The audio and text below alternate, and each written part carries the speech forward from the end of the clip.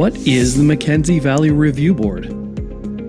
The Mackenzie Valley Environmental Impact Review Board is the co-management board responsible for environmental impact assessment in the Mackenzie Valley. In 1998, the Mackenzie Valley Resource Management Act established the Review Board as an independent tribunal. The act resulted from completed land claims in the Northwest Territories.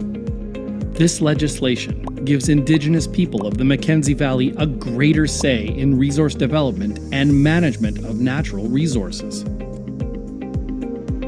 Organization. The Review Board has 9 members, 8 of which are nominated in equal numbers by Indigenous land claim organizations and the federal and territorial governments. Each board member is appointed by the Minister of Northern Affairs. The chairperson is typically appointed after being nominated by the other review board members. The Review Board is a co-management board that is made up of Indigenous and non-Indigenous board members. In addition to the Mackenzie Valley Review Board, other co-management boards make decisions about wildlife, land use planning, and water resources. Part of a system. The Review Board's role in environmental impact assessment is just one part of a larger system of managing land and natural resources. This system also includes land and water regulations and permitting, land use planning, land ownership and access, and wildlife and renewable resource management. This system is integrated, meaning that all the parts are meant to work together. The Review Board's public process. The Review Board conducts environmental assessments. This public process is a thorough study of the possible consequences of a proposed development. Environmental assessment has to decide if a proposed development is likely to cause significant impacts on the environment or cause public concern.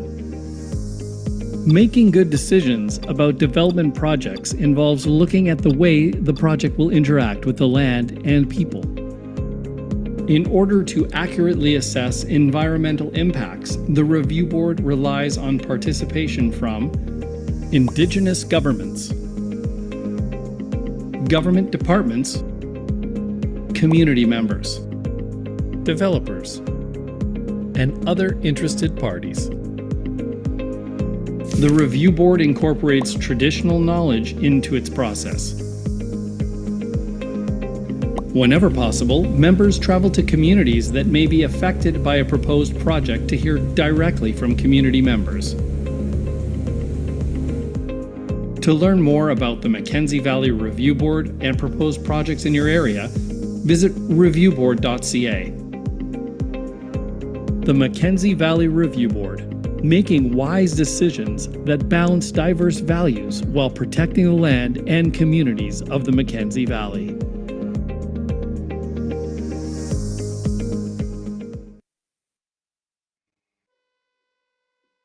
Okay, thank you, Clementine. That short video there was who we are and what we do. So this next video here that she'll put on will be about the project itself.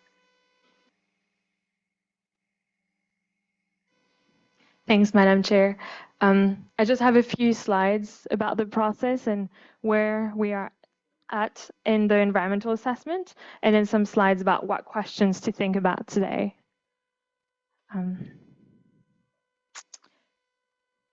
So right now, on this slide, you can see many steps. We're at step 4 in the analysis, which means in the past, we already did scoping, which is a time when we focus on the main issues.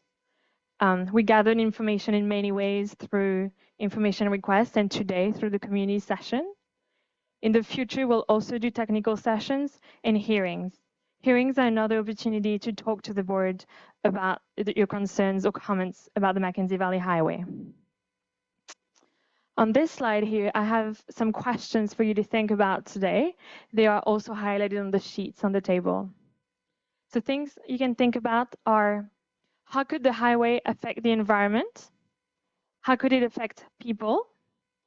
What changes happen in town each year when the winter road opens? Are there any areas of special concern about the proposed route? Is there any more traditional knowledge or land use information that could help? And what are your solutions to any of the issues shared today or otherwise identified? Thanks.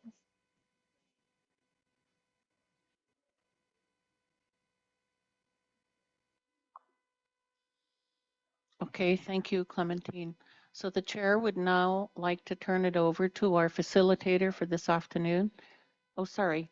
How about the GNWTs for a little presentation? Sorry, Seth. You know I like you. Thanks a lot. I'm going to try and go through this a little bit quicker because I know most of you are very familiar with the project. Our purpose today, we've been invited by the board to share some of the information on the project to help inform some dialogue between yourselves and the board on the potential impacts and the mitigations and measures, your guys' thoughts on the project. To help support that, a couple of slides just to provide an overview of what the project actually is. So of course, the GNWT is the developer. We work across all of our departments to make sure that we're incorporating information from all of the different GNWT departments. And as Todd mentioned earlier, we have a very positive working relationship with SSI as well to help promote the project. The road itself is intended to improve intercommunity mobility and accessibility, creating a more reliable transportation corridor in the Mackenzie Valley. The goal is to protect the supply chain for these communities and help stabilize the cost of living through more climate resilient infrastructure. The project will boost the local economy and create new jobs during project construction and then through operation and maintenance.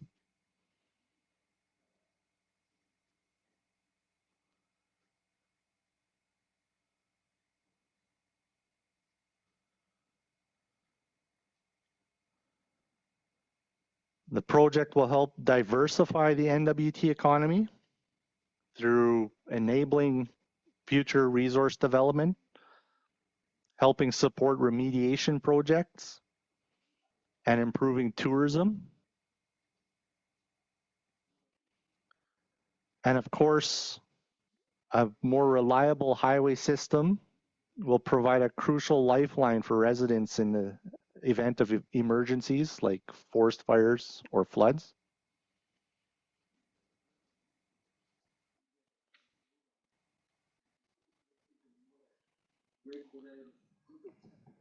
The project itself is proposed to be the extension of NWT Highway 1 from Wrigley here to Tulít'a and then on to Norman Wells, replacing the existing winter road with all-season access.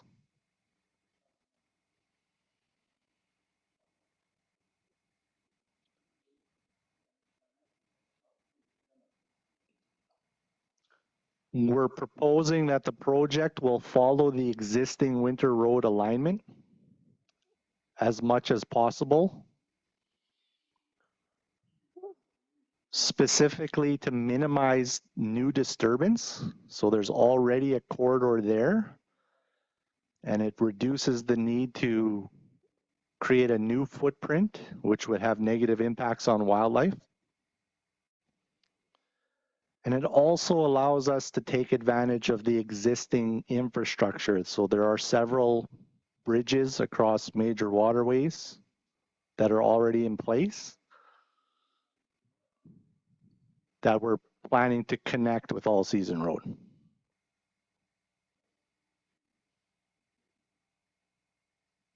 The project is proposed to be built in 3 different sections. So between Wrigley and the Decho-Satu border would be one section. The Satu-Decho border to Tulita would be a second section. And then, of course, from Tulita to Norman Wells would be the third section. Each section will take between 3 to 4 years to complete. And we've proposed to do them consecutively, so one after another, with a period for permitting in between. That being said, one of the things that we've heard loud and clear recently is the need to figure out a way to deliver the project faster. So what we have done is responded to some questions on the project schedule through information requests that the board has provided. And we have suggested that if we were to do the entire project at once, we could probably deliver it in 3 to 4 years, but it would require a significant financial investment. We would be required to get all of the permitting in place for the whole project at once. And we would have to attack it from multiple directions and all phases at one time. So there's a lot of unknowns there. So for all intents and purposes, our goal right now is still to deliver it in 3 phases, provided we can get the funding to continue to advance to construction.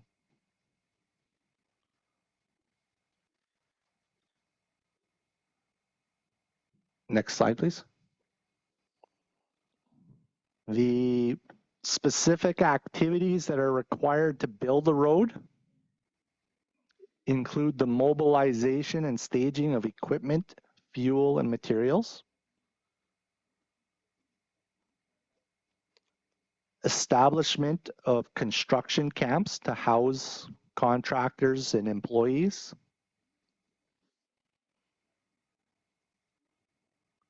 clearing and widening of the right-of-way,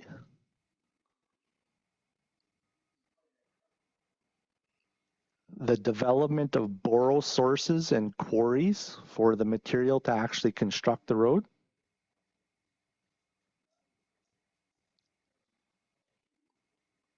use of water for the camp, construction activities, and dust control.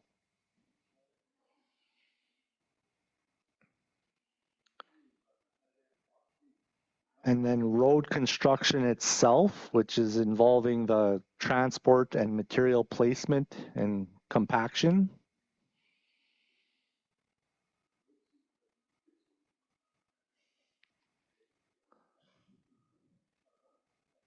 There is the need to add new culverts and culvert-like bridges at several water crossings along the route where the current winter road doesn't have them.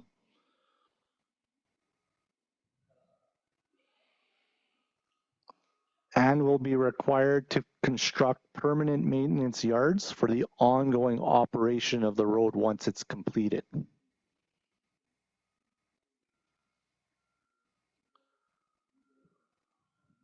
Next slide, please.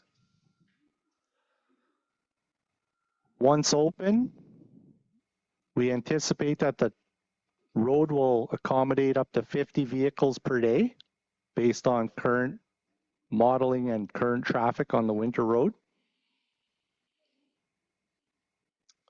Highway maintenance post-construction will require ongoing quarrying operations at 9 of the quarries that we will be developing. And then long-term operation and maintenance will still require additional water use post-construction.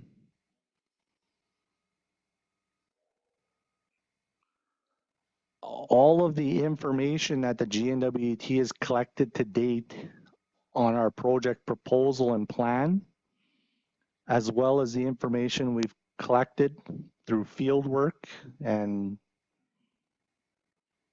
research with communities, engagement with communities, and traditional knowledge has been captured in our developer's assessment report, which we provided to the board last October. We have plain language summaries of that report here available. I think there's some copies on several of the tables, and we have more if anybody's interested, which outline the project proposal. It outlines the proposed impacts of the project on communities, residents, the environment, as well as the mitigations that we as the GNWT have proposed to minimize negative impacts and maximize the positive impacts.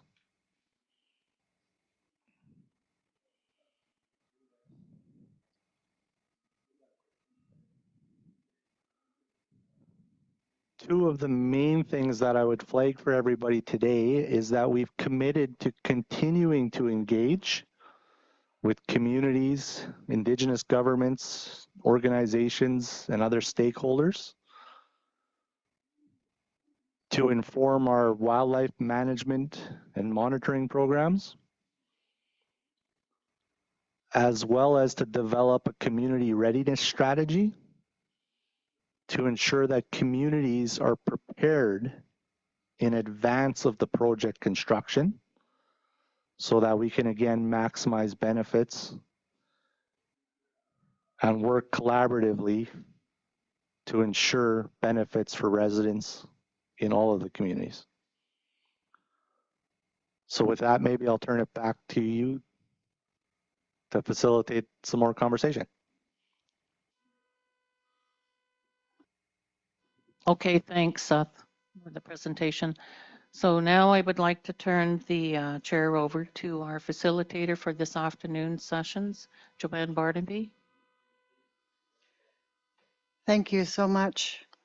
So my role is to help bring forward your thoughts and your concerns, your comments about this project, and to help you think about what the impacts might be, both positive and negative, and to give you a chance to discuss those matters and to ask any questions you have to the GNWT that would help you understand the project better. Again, as Seth has pointed out, there are three phases to this project, but each of those phases could have an impact on your community, and I would say will have an impact on your community. And so you can think about both each of those phases, those three segments of the road, as well as the project overall. We would like to hear about impacts to the land and the environment, to any special harvesting areas that you're aware of and concerned about.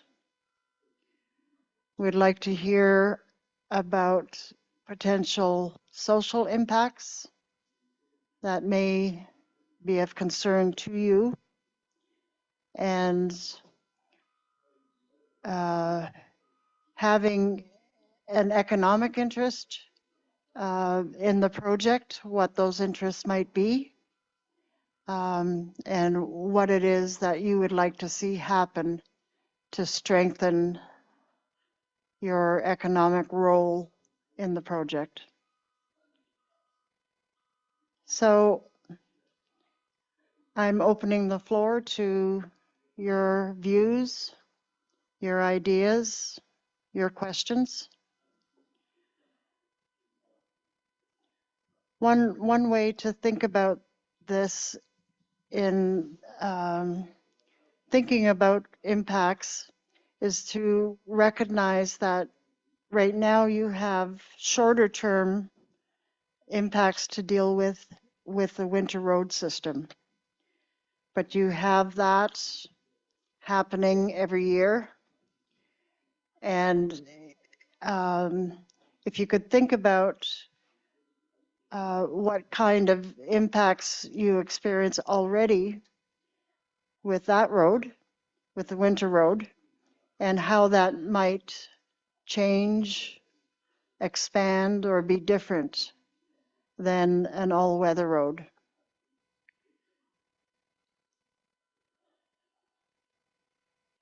Are there any elders that would like to speak? Are there any concerns that you have as elders about this project?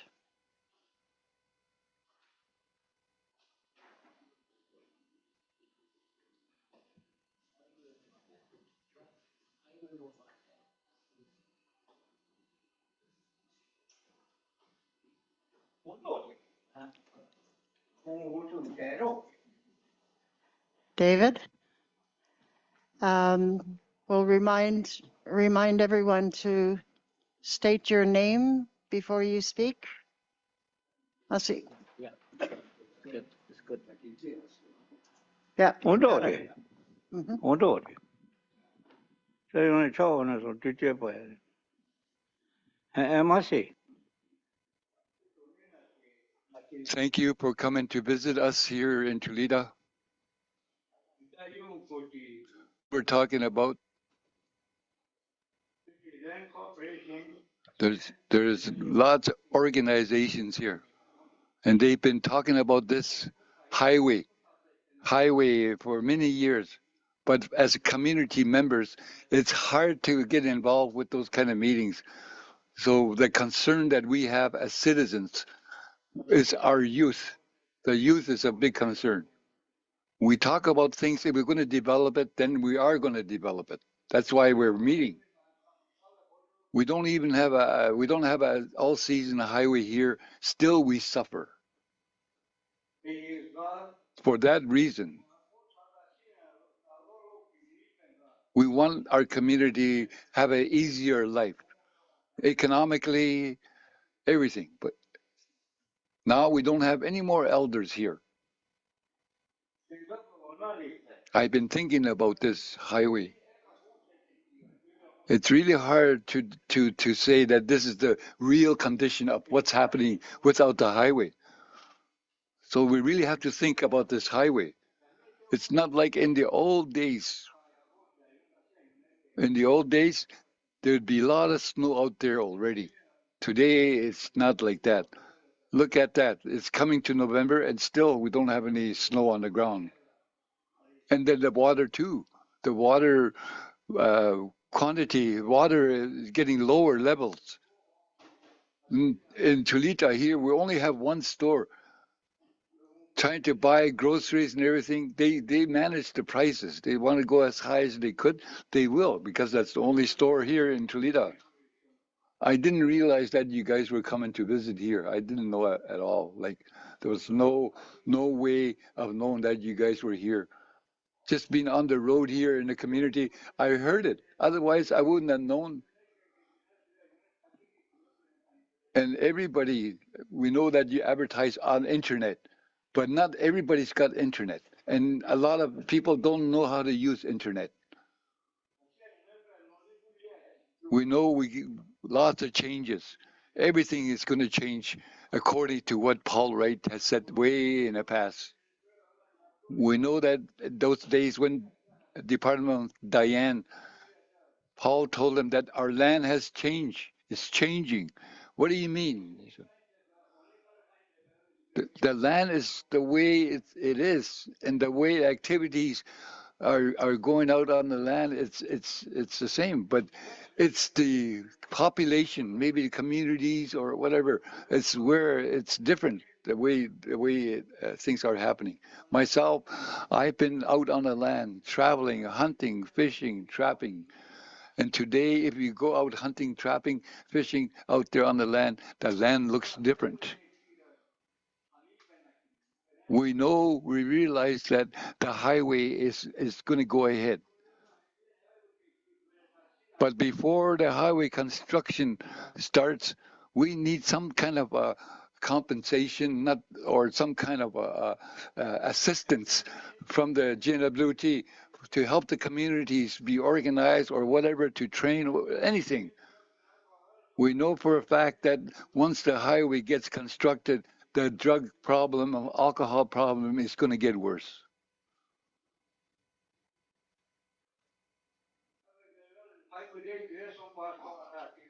I know what you guys were saying. When the highway gets constructed, there's going to be lots of money made. Those who are trained are the ones that are going to benefit and make a lot of money. As Dene people, the law was made for us by our grandparents. And you see on that post behind that screen, there says Dene law. Those are our laws. And this law was here before the territorial and federal government was created. And now, because they're formed, we're having a hard time working with them. It's really hard for us. I'm not talking for myself. I'm talking for the future generation, because the future generation is the one that's supposed to benefit from this project. We've mentioned and said that many, many, many times. So thank you very much for coming to Tulít'a. I have a lot more to say, but I want to give a chance to other community members, give them a chance to speak. David Ichinelli from the mountain area people.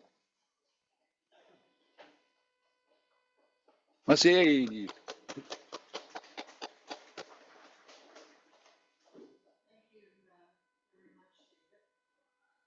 Masi, David. Mentioned concern that drug and alcohol problems might increase. And I'm wondering whether you have any ideas for how that could be prevented. Is there anything that could be done that's new or different than what's being done now to cope with the influx of drug and alcohols on the winter road system? Is there anything more that can be done?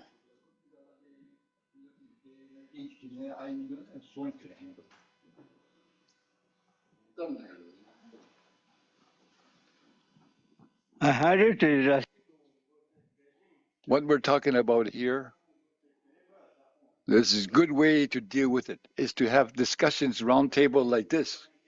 We know we got youth here. We know that young people have a problem because they have drug situation, alcohol situation around them. So they're having a hard time trying to comprehend and make a living here. So this is where we come in. We have to support our young people to help them. One time, Stephen Cackway, he put his name forward for MLA, and he says, David told him, it'd be good. We need to train young people, take them out on the land and teach them.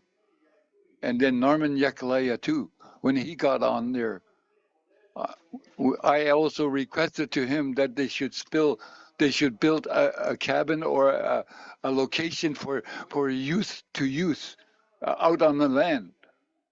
And what we're talking about today, those materials all went to Norman Wells, and Norman Wells is probably thinking of doing something like that. We know Tulít'a region, Tulít'a district is a big district. In July, people start visiting each other. They come to meetings here. They go to Good Hope, Delaney, and sometimes we go to the mountains, and we wait for each other. And now they're building a large health nursing station, and this is the place where Treaty 11 was signed, 1921. Now the treaty is it's being ignored. Now it's all the government of Canada and the government of North Territories are in control. Their laws and their policies. We have to worry about our people, our aunties, our uncles, and our nephews and nieces, all of them. But that's no more. They're facing going to be a hard time.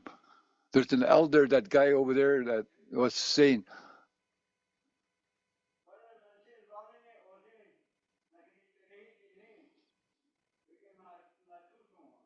he says, we know for a fact that the federal and territorial governments are the lawmakers of this everything, and it really gives us it breaks our heart that we can't get involved and we have no say.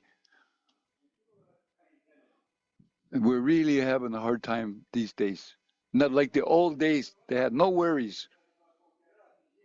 We know that as a environmental resource management board, you're here to try and help the community members. It's not something that you have to play around with. This is serious. We know our elders, they were really outspoken in the past, and they're not here. But here we are. We've taken over, we're replacing them. If we were gone right here, what would the young people say? They're confused.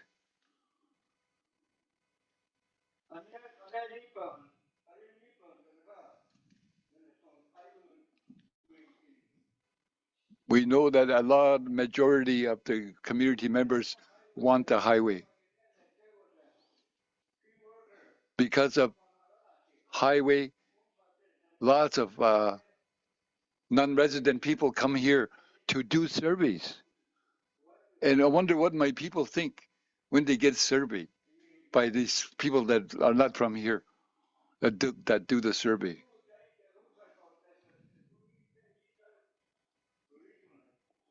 Now we're going to move forward. We don't know if it's going to be good or it's going to be bad. We don't know. I got two people on the side that's on the council and board. Them two, we would like to hear from them what they think about this highway construction. Masi.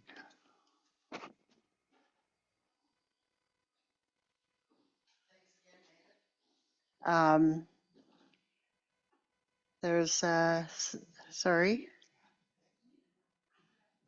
Jesse. Feel free to speak. My name is Jesse Campbell. I'm Tulita. If I get emotional, don't mind me.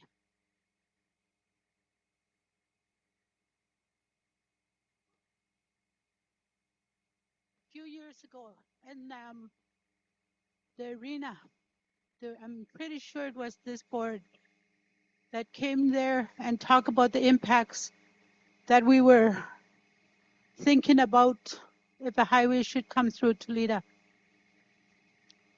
At that time, I said, drugs are coming into Tulita. And if the highway comes, it's going to get worse.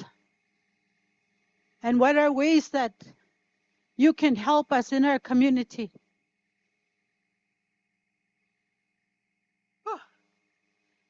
And from then, I've never heard anything about it. And now we're still isolated as we were when you came here a few years ago. But the difference is there's a lot of different drugs that are coming to our community now.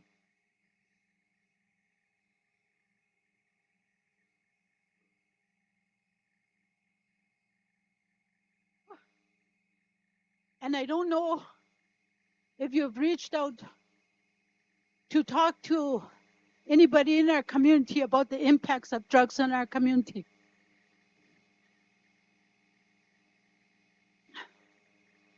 And I'm not against the highway or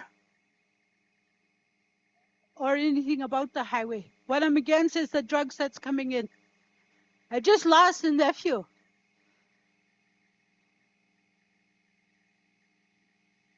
a couple of weeks ago. Not a couple of weeks ago, a couple of days ago. And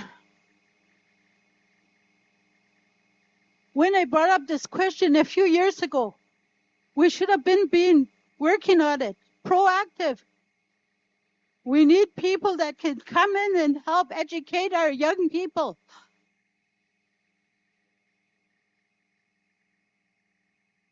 And we need to know what kind of drugs are coming into our community and what can do, what happened. How can we prevent it?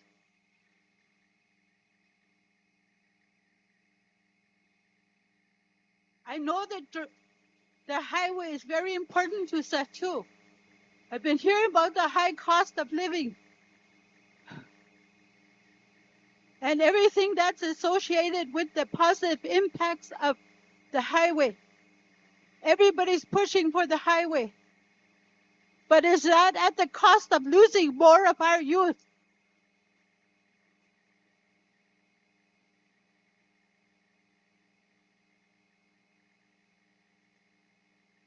If you are here to help us, help us. Help us find ways that we can help our youth, our young people. Help us to educate them so that they can know, they can see what the drugs are that are killing our people.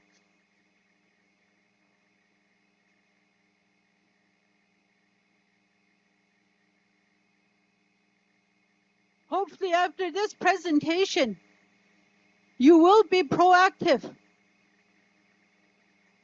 and help our community so that we will not have this happen to us again.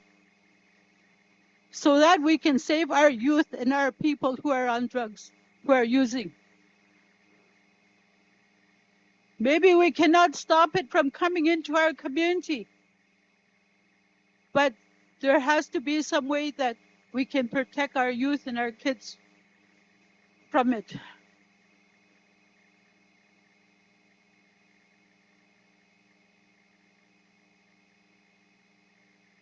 I agree with David.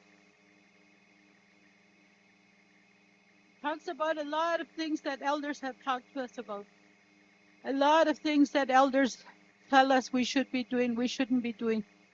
But there's also a communication gap.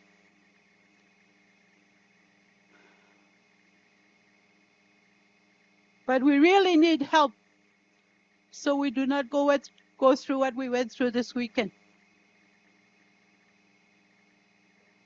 The pain of losing a young person is bad.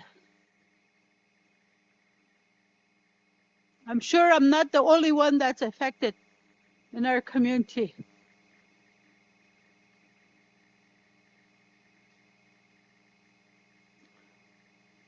Oh, that's all I got to say. Merci.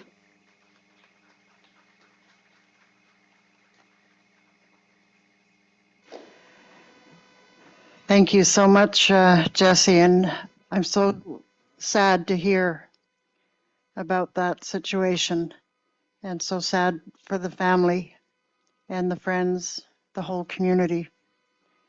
It's so much more difficult these days because the drug dealers start to add really harsh drugs to mild drugs like marijuana. As you know, marijuana is now legal in Canada. And so what they've begun to do is add stuff, fentanyl and other things to marijuana, but they sell it as marijuana. So people think that's what they're getting, when in fact they're getting marijuana plus these really harsh drugs that are killers. And they're hoping to get them addicted, get them hooked on those harsh drugs so that they could make more money. So I understand it's a real challenge. And I'd love to hear from young people about what you're learning and what you're experiencing with these new drugs, and if there's any advice that you have to the government, to the review board about what can be done. So I'd like to hear some young people, if you would give us the benefit of your insights and what you understand is going on.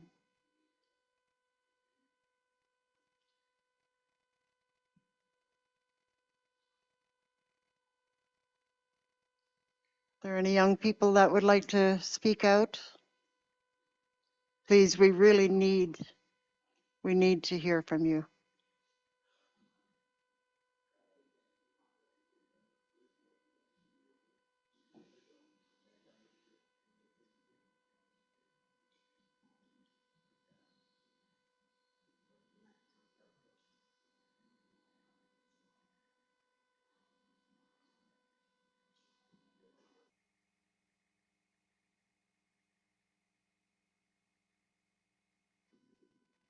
I just talked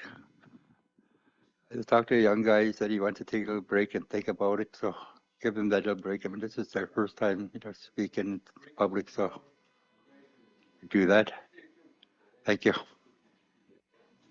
Yeah, we can do that. And if you would like us to switch gears and offer the floor to other people, other elders, other residents, and then come back to the youth, if that works. Okay, we're a little bit worried that we don't have a lot of time in the community, and so we want to keep the conversation flowing. We want to hear from as many people as possible. So can I come back to you later? Okay, Masi. So is there anyone else that would like to speak?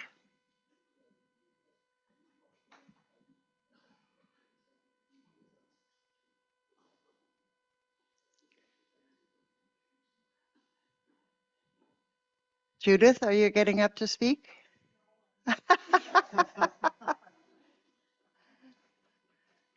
I tried. Yeah, Chief Andrew.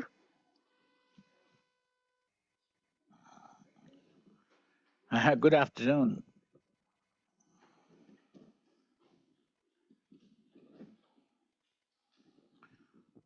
I wanted to thank you guys again for coming here. And, it's,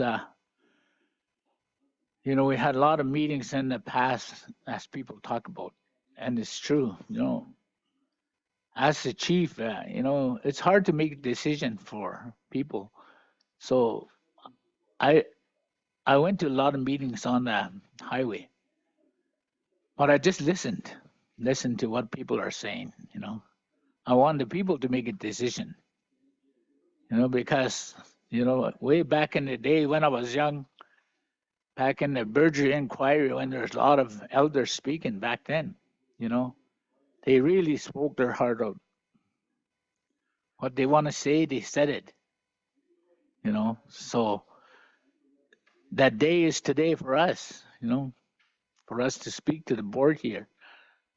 If we want a highway or we don't want a highway, we talked about all what my sister is talking about. We talk about all that, the impact of the negative stuff. It's always been there. But listening back to the elders when they talk about how it's going to be today, and it's the way it is today now, with the water really gone down.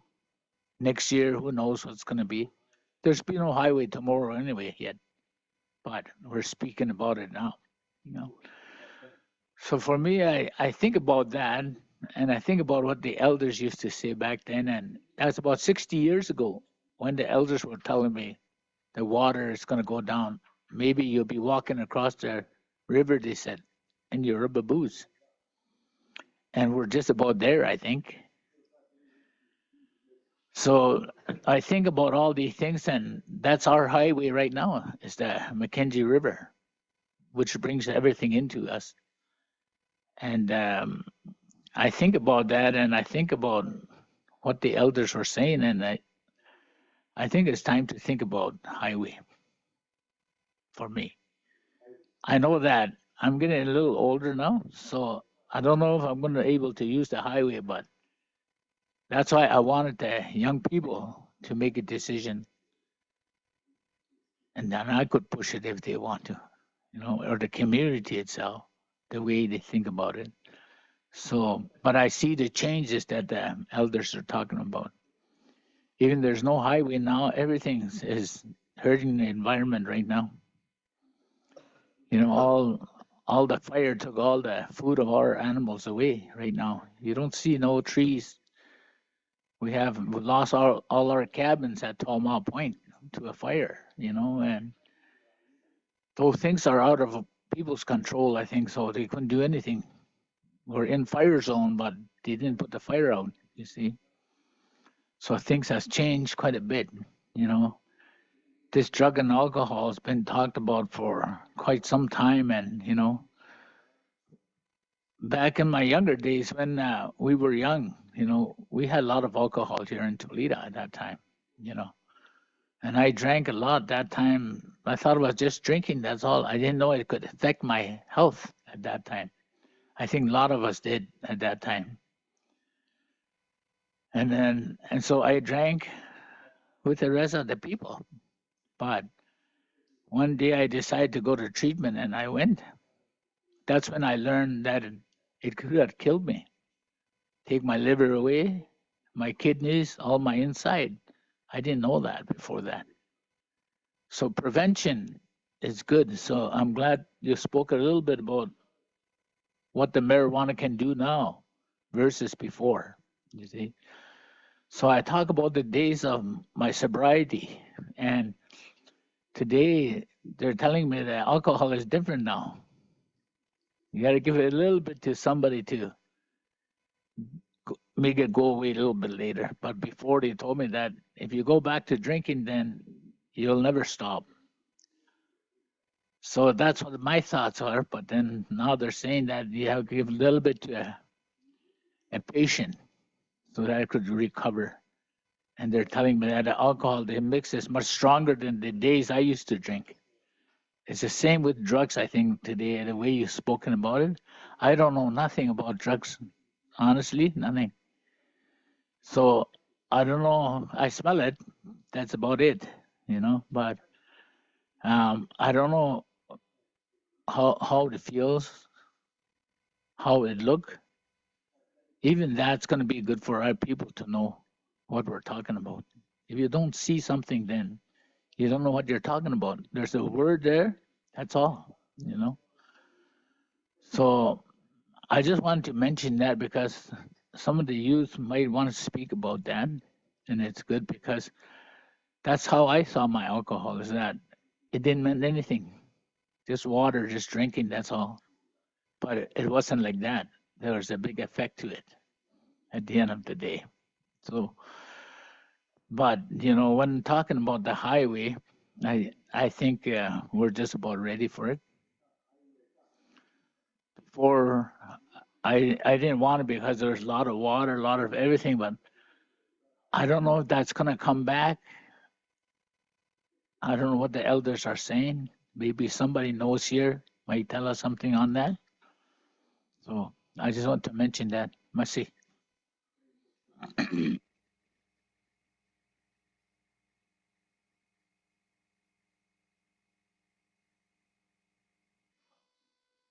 Thank you, Frank.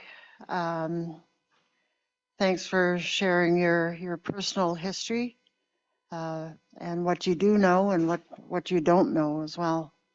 That's it's very important for youth to hear that, to understand other people have gone through similar challenges and how they've handled it, what they've done to either get healthy or stay healthy.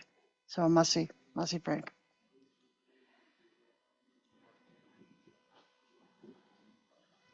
Mark Cliff Phillips. So I just wanted to give a little bit of a update or some context to what the board's decision is all about.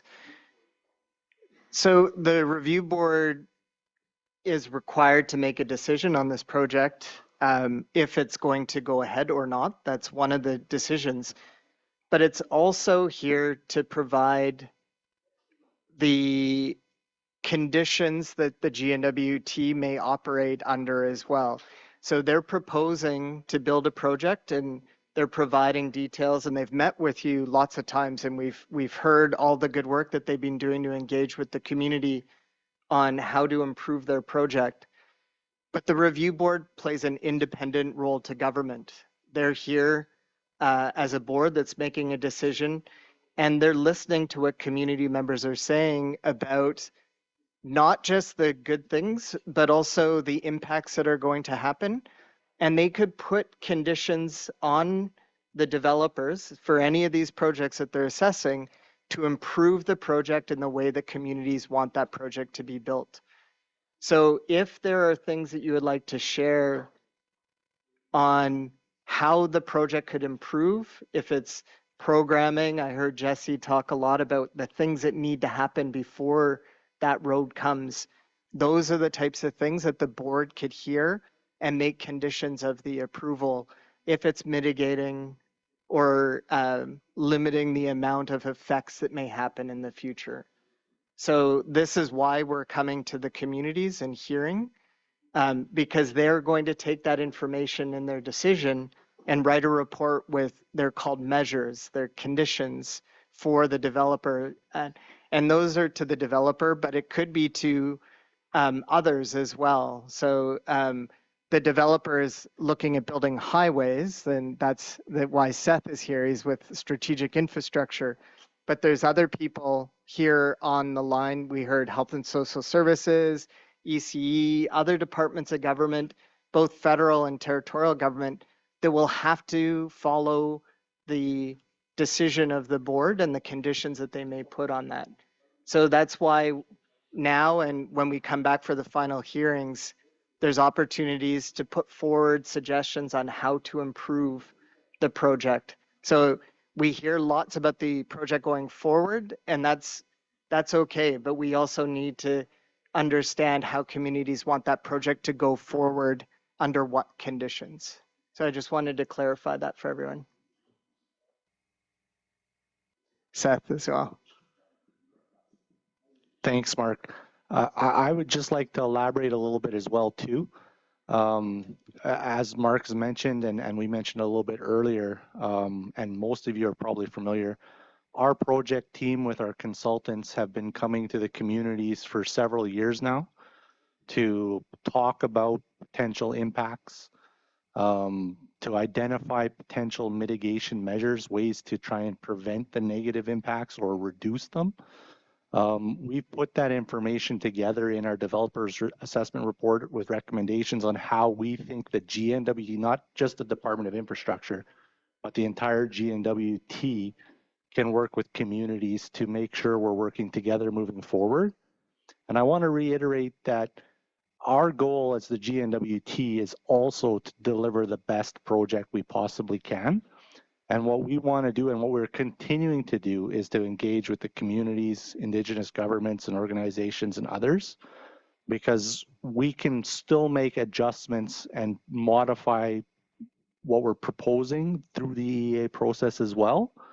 And we have engagement ongoing and continue to plan more to help, again, flesh out what we could do better and make sure that this is a positive project for everybody. So I just wanted to reiterate that we continue to engage as well. Thank you, Seth. David Menico? Yeah, thank you. My name is David Menico, and I'm the president of the Tulít'a Land Corporation. And yes, I mean, I would like to hear all our people before I do make a speak. But I do have a question for the GNWT. Said, yeah. I mean, you guys been coming back for many years. coming to our community, talking. But that's all talk. Again, my question to you now is that do you guys have money? Simple question, yes or no? I mean,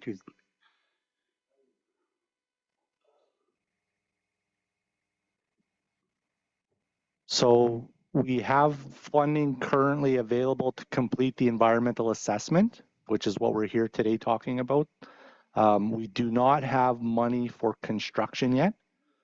Our goal is to work to finalize design of the project. We're currently updating our business case for the project, and we're anticipating continued engagement with Canada to secure the funding for construction. But where our current project timelines, we need to complete the environmental assessment first, and the current work plan from the board has that being completed mid-year of next year. And then we would probably have another year to a year and a half to get permits and authorizations, land use permits and water licenses, before we would be ready to start construction. But we still need to secure the funding for construction. Now, I would also flag, though, that you did mention, Mark, that we have other representatives from other GNWT departments. Independent of the project, of course, the GNWT has a role to deliver programs and services, as mentioned. So we do have representatives that can come back. Again, we're happy to come back as a project team with our consultants to talk about more specific topics and how we can improve the project plan moving forward.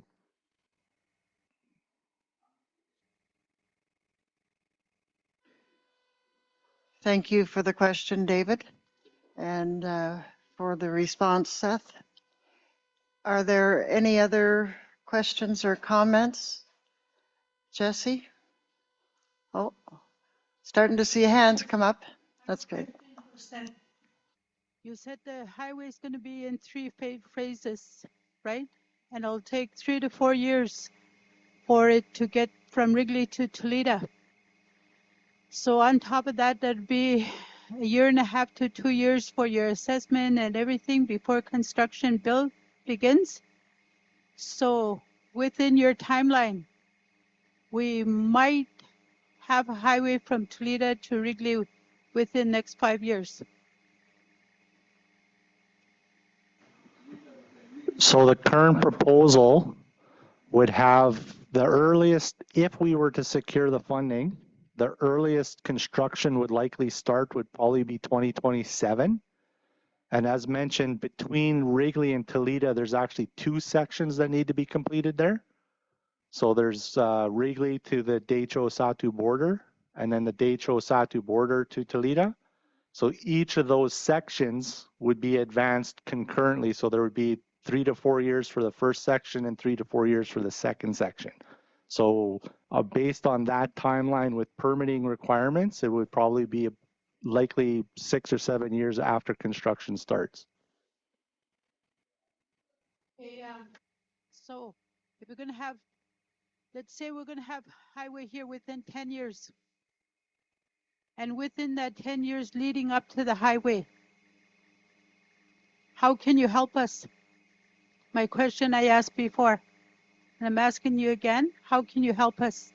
Because right now we are isolated, and yet it's coming in. No, that's a fantastic question, and thank you again for coming. As we proposed in the project plan and what's included in our developer's assessment report, one of the things that we've suggested that we would do and have committed to doing is working with each of the communities to develop a community readiness strategy. And we've said that we would work with the communities a year in advance of construction starting to identify those issues and concerns that we need to address prior to construction starting. We have heard through recent engagement and through the information requests that we've received from the board that there's a desire for us to start that work sooner. Again, we do have ongoing engagement right now. We have started this year already. We're working with communities to start fleshing out the idea of community readiness strategy. That is something we've committed to in the planning of the project. So that work still isn't funded completely yet either. So as we continue to move forward, our goal is to try and figure out what we could do earlier in the project planning process, pre-construction.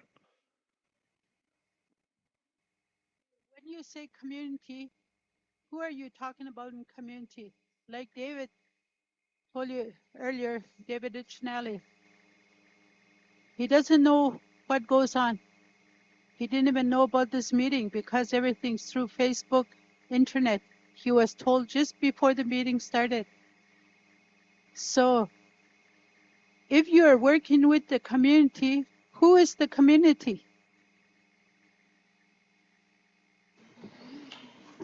Thank you very much. So the one thing that I would flag, just to again separate us from the board, is that this meeting in particular is not the GNWT's engagement. This is the board that is coordinating this one. We've been invited by the board to come and present. Our project team comes in regularly, and we're happy to come back again at any point in time to facilitate discussions. We meet regularly with the RRCs, with the Indigenous governments directly, with the other stakeholders. We've held open houses. We're happy to meet one-on-one if necessary with individuals. We've met with elders committees and working groups. We're happy to come back and continue those conversations at any point in time. And if we've missed anybody, we're happy to come back and do it again.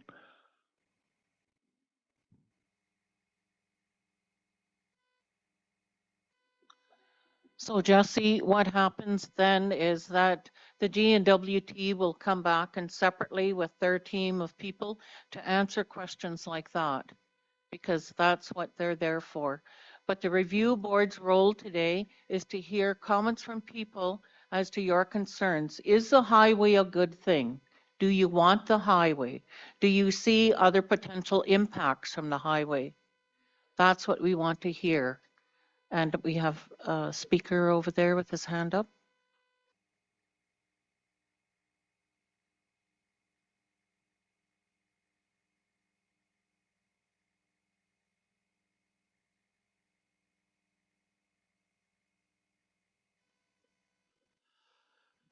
Good afternoon, everybody. My name is Brian Savoy. I am the counselor at Chief Albert Wright Middle School.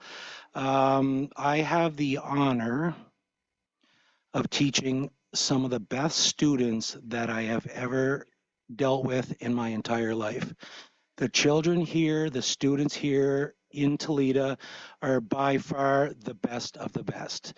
They are easy to talk to, they're humble, they are energetic, they are eager, they are just plain wonderful. And we have a lot of representatives from Tulita today. If you look back there, I'm sorry for throwing some shade on you guys, but we have Cassius, Emerson, Haley, Aaron, and Pierre. We have Stella, we have Destiny, Aiden, Caleb, and we have Kobe. We've come over here to learn from everybody. We had a little huddle in the back because this is their first time that they get to publicly speak, and they're a little bit nervous. Last year, we had a writing exercise in one of our classes about the winter road itself, the pros and the cons, and they did a fabulous job of it.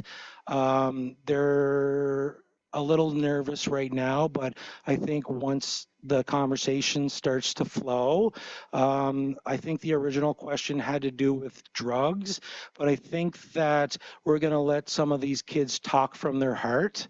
And they know that you guys want to hear from them, and they're ready for this.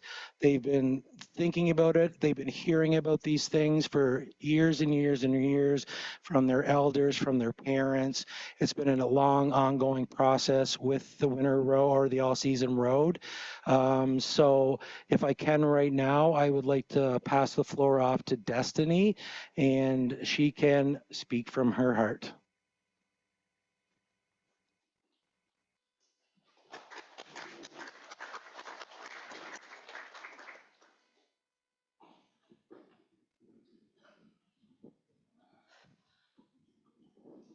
Hello, my name is Destiny, and my thoughts on the highway is I'm kind of afraid for it because I have no idea what's going to go down the road with it.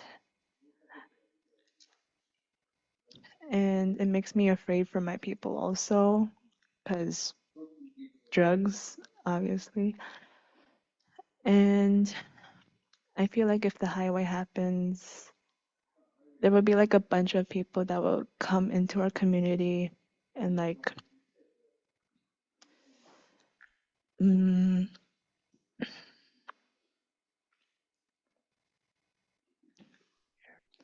I just feel like that they would take over our community and take our culture away, land, just take over everything. That's how I feel.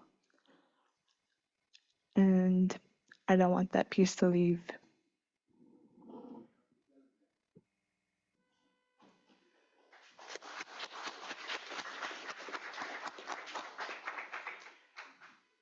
Thank you so much, Destiny, for that very heartfelt and honest expression of your feelings and your fears. Are there other young people that would like to contribute?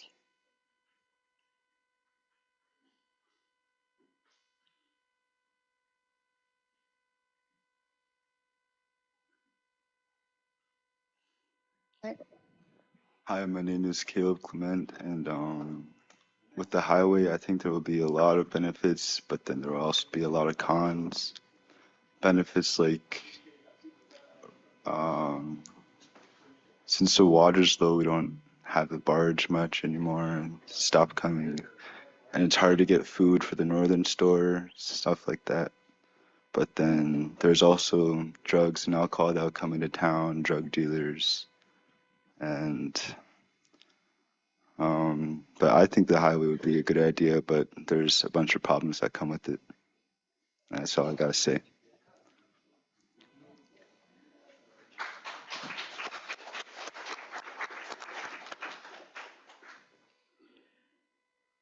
Anybody else? How about in the back here? Come on. You can do it. Yeah. I think the highway is a great idea, but it does come with a lot of problems that will come to our town. And one of them being is the biggest thing is drugs and alcohol. People, they're going to have so much access to our town, and we're not going to be knowing who's coming in and out. And there are going to be people that just want to come here, not for the beauty of our town, but just to harm our people. They won't care about it. Like, they just want to come to harm our people with the drugs. But again, we need the highway because the water levels are dropping like so much every day.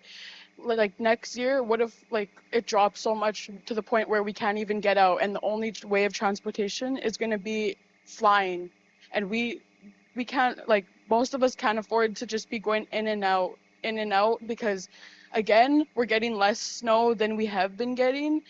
And the thing is too is our winter roads. What if we're not going to have enough snow to have a proper like all season like winter road? And it's just the highway, we need it. It does, yeah, it does come with a lot of problems, but we really need it now because climate change is not a joke anymore. It's stuff is changing every day that we have no control over, and we're so isolated.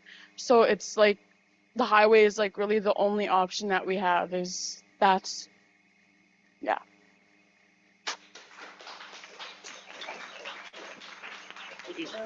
Oh, my name is Haley.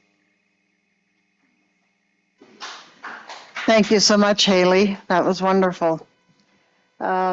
Any other youth?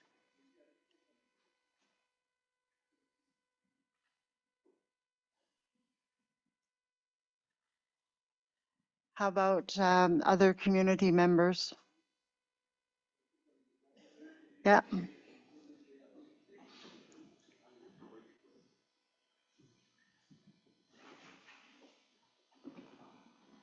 Hi, I'm Alana. I work with the Tulít'a Fire Department as a volunteer. And as a volunteer and somebody who's been volunteering for a few years now, I know the resources available. I know the members that we have available to serve the community. And knowing that the highway is coming up, we don't have enough. We don't have the resources, we don't have the manpower, and we definitely don't have the tools to take care of what will come when that highway comes through. We're not ready for, extrications on the highway constantly because people might be drinking and driving or on a variety of different substances. We're not ready for the influx of people coming in from wherever they're coming in from, where we can't keep account of those people coming in or going. We can't keep account of what they have or what they're bringing in. And the hardest part that I feel for the community is going to have to adjust to something so new. And if things aren't handled properly on your end or ours, I feel like we could become the next Highway of Tears, which is a scary thought for our people, for our women, for our children, and for our men. Whatever happens going forward, I want to know that our people are safe. I want to know that these kids here are safe. And I want to make sure that nothing happens to any of our community members. We are reeling from a current loss right now, and it's affected a lot of us. It's only going to get worse from here. And it would be nice to have some reassurance, although I know that isn't fully possible on your end. It's hard to see or really want this, but as the majority of our kids who are very knowledgeable here have pointed out, we need this. Climate change is coming. It's very apparent in the news. And if you even look around here, you can see it. So we do need it, but we also have to come up with a way on how to protect our people, our land, and our culture. Thank you.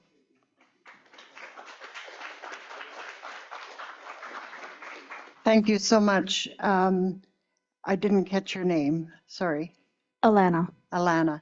Alana, are you actively involved in any committee or working group or anything like that to begin to identify the whole list of services that you will be expected to provide and the kind of training that you would need, that the community would need, the capacity shortfalls that you listed?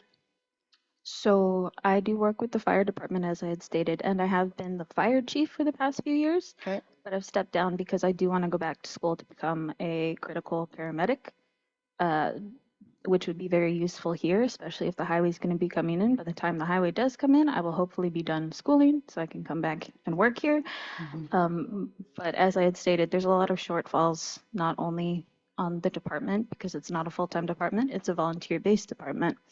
But I see the shortfalls in the community, in the leadership, and seeing what's coming leaves a lot of uncertainty and leaves a lot of an anxious feeling and fear for my people because, again, I see what's happening in leadership and I see what's coming. And knowing that it's coming, regardless of how anybody feels about it, is the scary part because, like I said, it would be nice to have some reassurance. Thank you. Alana, I would ask you to consider joining the work effort to identify precisely as you have the needs to get ready for this project and some ideas, your ideas on how those needs can be met. That would be wonderful if you could contribute to that discussion. I definitely could, because like I said, there's a lot of insight that I've gathered in my time in leadership here. So it would be a good conversation to have. Great. Merci. Thank you.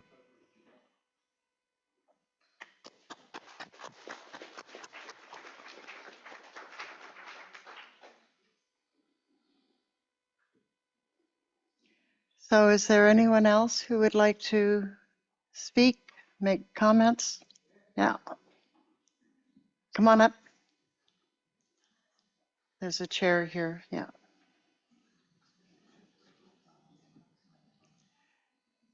Push the middle button. Hi, my name is Mary Jane, and I'm from Tulita. I just have a question, like when you're talking about highway and these meetings, I thought that now that we're having no barge and things are costing so much, I thought maybe the highway will be getting built faster, but now it seems like 10 years now again. Here I thought maybe 3 years or something, but now you're saying 10 years or so? So in the meantime, who's going to help us? And that's that too. There's no barge. We have a lot of high cost of living, freight, transportation. Who's going to help us now until we get a highway? And yeah, that's pretty harsh when we need the highway so badly now, even though there's a lot of negatives, there's positives too, but we have to adjust to those, even though it's going to be hard. So in the meantime, what happens to us? Who's going to help us with all these high costs of living and everything? Let's see.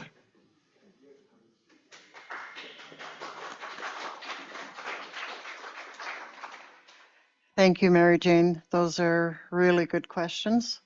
And the whole region and the northern region as well. They're also, even though they have an all-weather road, they're finding that their costs are going nuts. And it's happening all over the north. Frank? Chief Andrew?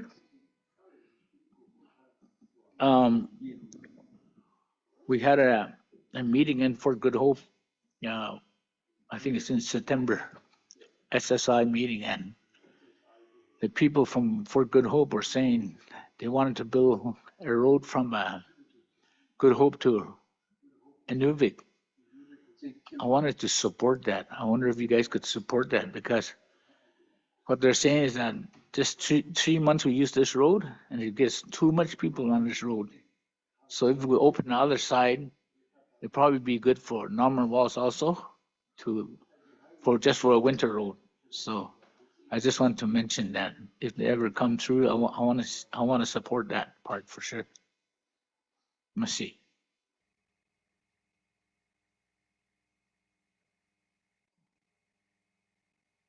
Please state your name again. Hi again, my name is Brian Savoy. This won't be the first all-season access road that's built in the north. I think if we had good communication between some of the other communities that have built an all-season road to see what their types of issues, problems, and things that were brought to them in a negative way, that we could start off by coming up with a plan for this area. Would you like me to repeat that?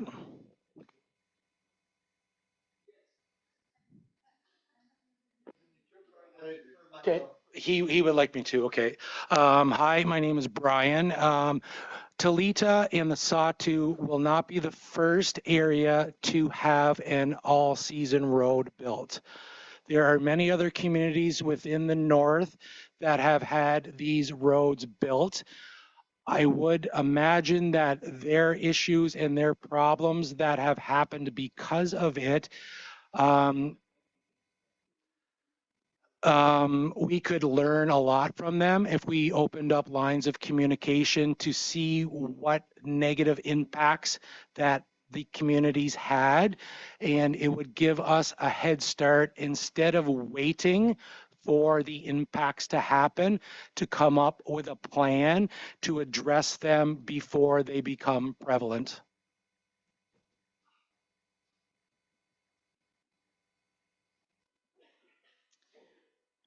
Yes, so it's always weird to hear yourself through the mic. Yeah, we've heard this the same comments. Our board has also had that same thought. part of the environmental assessment is we've brought in the record from the Tulít'a all-season highway, which the board just did an assessment on. And out of that, there was follow-up monitoring and reporting and a community working group or the road working group. And all of those reports have been brought into this environmental assessment. So we're starting from that knowledge base. We're not starting from no highway scenarios. We're learning from what we have learned from the Tuktoyaktuk highway as well as the Wati Road. I think that that's something that communities as well as the board, it's worthwhile to look at that information because there's lots of really good information of what's happened once the road has been built. That time frame was very short, and I know Seth wants to add some comments here too.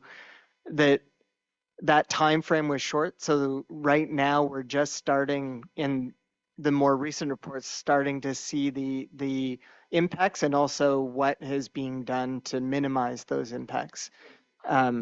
But that is something that we are considering in our assessment, and I'm certain GNWT has in their design. Thanks, Mark. Great question. A couple things just to highlight is you're absolutely right. This isn't the first road that's been built in the Northwest Territories. As the GNWT, as the developer in building these roads, our goal is to learn and continue to learn every time. So we try to adapt and take advantage of lessons learned to make sure future projects are benefiting from previous projects. In this particular case, we have proposed the development of a working group similar to what was used on the Tulít'a all-season highway with community representatives moving forward. The other thing I would just flag, sorry, I'm going to slow down for our interpreter.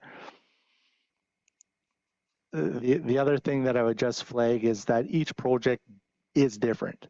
They're not all the identical project. You have different communities, different baseline conditions, different environmental conditions. So it's not as simple as cookie cutting.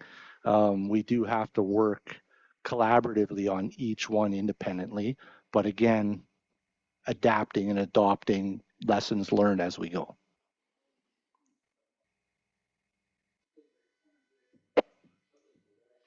Each community is different. Each region is different. They have their own nuances. You mentioned the Tulít'a reason. Have you done any other research to go out? Because there have been more winter roads built within Canada than just in the NWT. And I heard that you are saying about you've done this with the NWT, but Ontario has tons of winter roads and how they impacted those communities. Manitoba, Saskatchewan.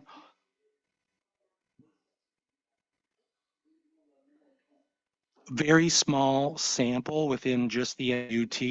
I think that we can get a better picture of some of these problems if we reach out to other parts of Canada, because at the end of the day, it's still an all-season road that impacts communities that had not had them before. So I think the more research that we can do to see the problems, the issues, and how we can get ahead of it and be proactive. Thank you. Thank you very much. Some good suggestions there. I've got a note that Ricky Andrew wanted to speak, and oh, he's been given the microphone now. Thank you.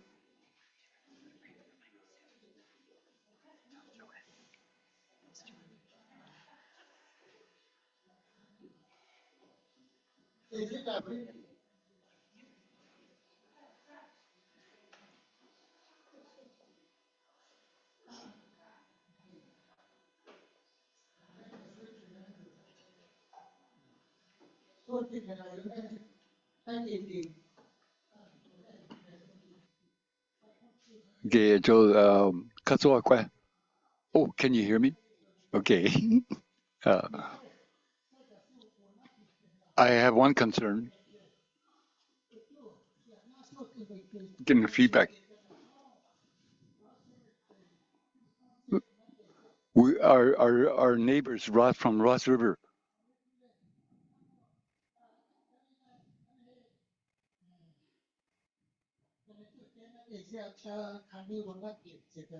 I'm worried about our people harvesting in the mountains. We still have lots of harvesters here. Not as much trapping, but still they go out on the land.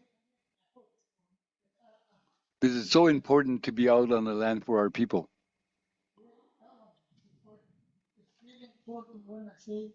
People, we worry about people coming up hunting.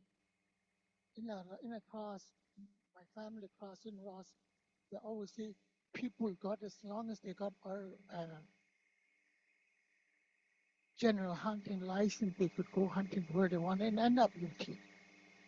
So they have a hard time to, even if the renewable resource officer, they go there, they can't really do nothing.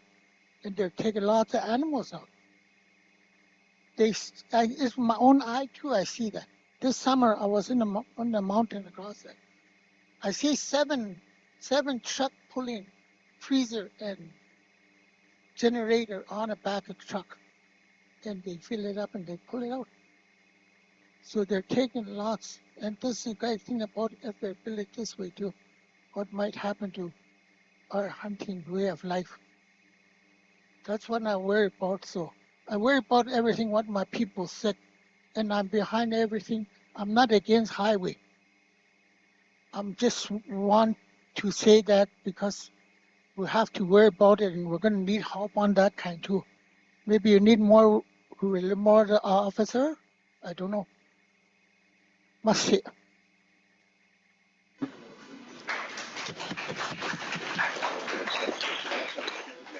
Thank you very much, Ricky.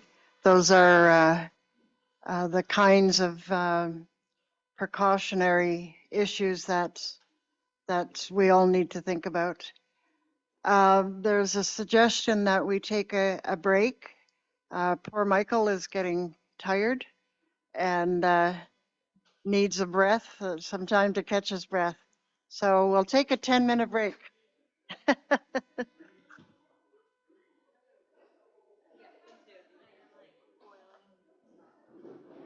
I really don't know how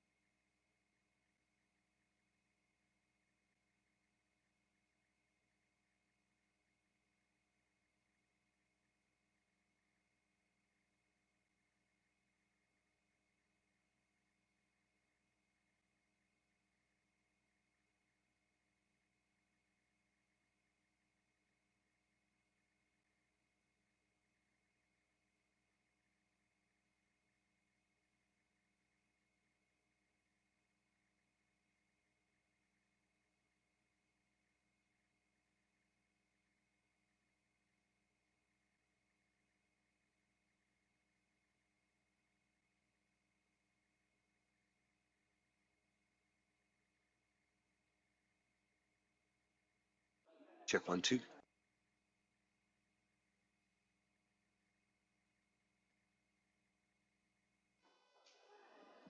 So we should probably try and get started again. We don't have a lot of time, so would appreciate if you could come back and we can resume.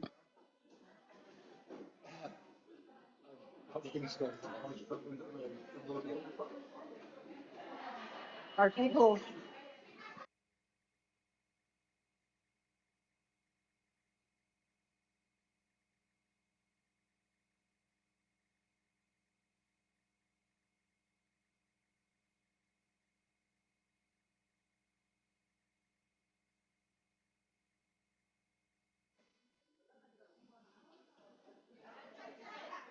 Hello.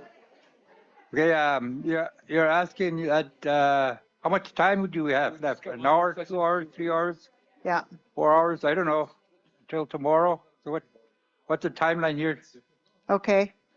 So our plan is to go till 5, I believe, 5 o'clock. And then we'll go straight into supper from there. So, and the community, of course, is welcome to join us for supper. There's a lot of food that's being prepared.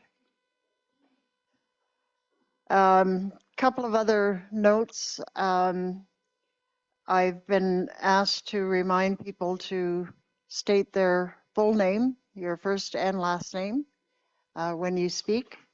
And also that there is little post-it notes summarizing the issues that have been raised, and they're being put up on the walls in the hallway. So we've noticed people are visiting out there, which is great. And so it's a chance for them to look at the notes to see and remind them of what's been said. Little summaries.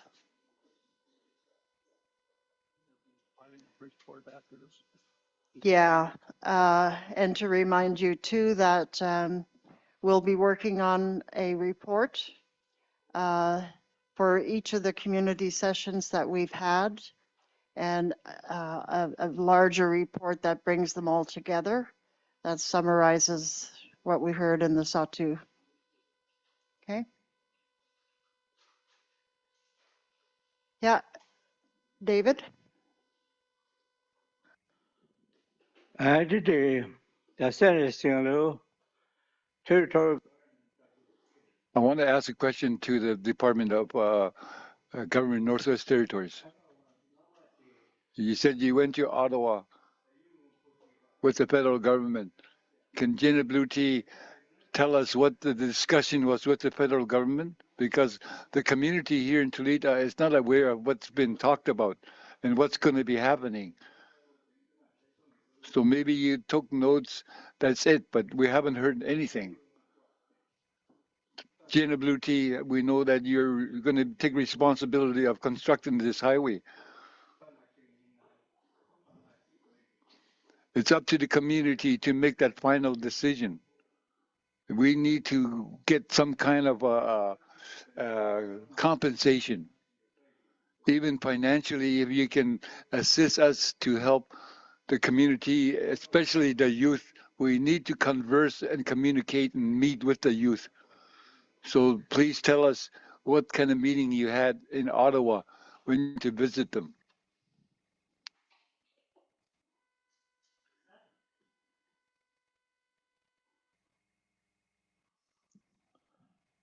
So right now, the conversations with Ottawa specific to this project are highlighting to them what the potential benefits of the project are for the communities in the region and Northwest Territories.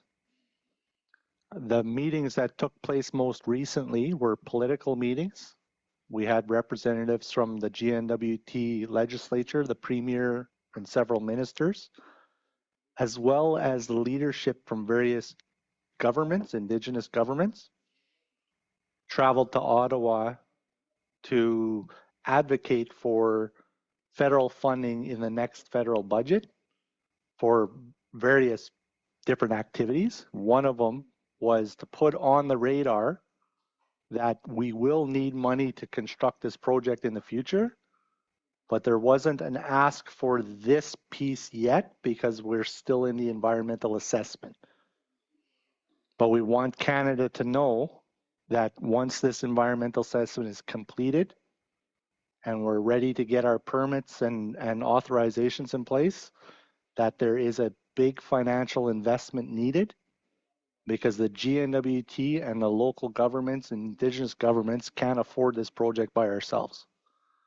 So that's the message that's being provided to Canada right now.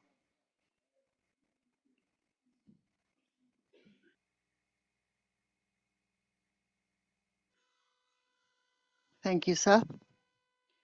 Does that help, David?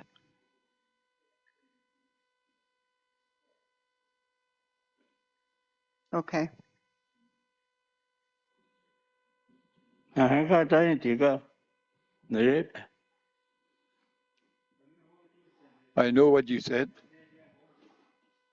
Today, we have a different way of life, different lifestyle, not like in the past.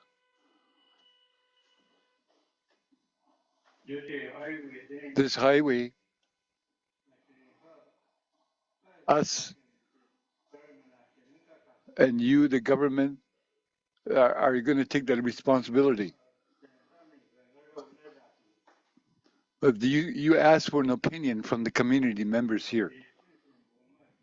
And I have I'm thinking about that. In the past, we were people that live off the land. We know, we see how our land is. We know it's changed today, especially our children. We don't see any of our young people go out on the land. They're the ones that are going to take over eventually. So we need to teach them and train them. So let's do this ASAP, but we need your help as a board and the territorial government. We need people the resource people that you have to help us understand and to help our young people too. Today, the governments, you're making money. Territorial government is making a lot of money from alcohol and nothing for the communities. Because of alcohol, we lost a lot of people. And we lost our traditional way of life. But you, as GNWT, you have lots of laws and lots of policies, and we can change those. So think about it. This is why we have MLAs to speak on our behalf. I spoke to many MLAs, and I told them the same thing I'm telling you. As Dene people, we got to be counted in order to make progress. Trudeau, the same thing. We said the same thing to Prime Minister Trudeau because we are Dene people. And the Prime Minister too has to support us.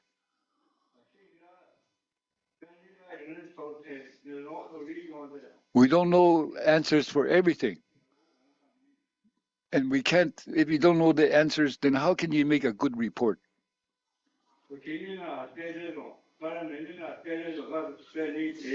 So it's hard for us to comprehend or understand. But when we sit like this,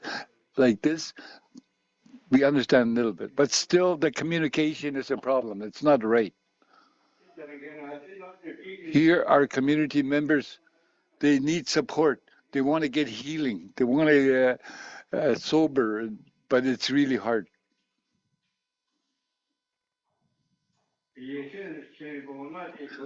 I've been thinking about that. That's my thought. I wonder how my other community members think. All of us have children. We don't want nothing to happen to our children. This is the way we think. We can't shut it down. We know that we can't control it anymore on our lands. But what we need here support is at least lessen the problem a little bit. If you could lessen it, make it a little bit less, it'd be good. Here they're looking at opening marijuana sales. We should do a survey with community members, all the community members, what they think about selling marijuana. And he says, Satu region people talked about it and they made a motion. Today, my children, they're users of this drugs. I do talk to them. It makes your mind not right. Your mind doesn't work right when you do drugs. Myself, I've drank a lot in the past. I really drank a lot till a certain age.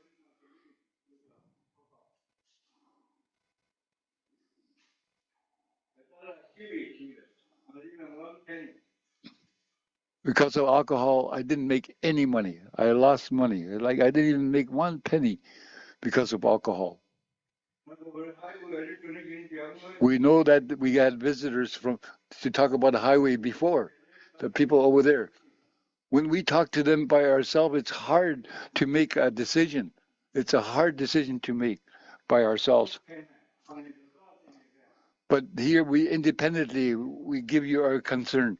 And this is why you're here today to listen to us individually to speak on this highway. I wonder what other people are thinking about. It'd be great to hear other people speak to it, and Ottawa too. When you visited Ottawa, the Tulít'a, we want to hear what the kind of discussions you had with federal government. Thank you so much, David. I'd like to check with the mayor, Douglas Yelly, to see if he would like to contribute to the discussion. Douglas?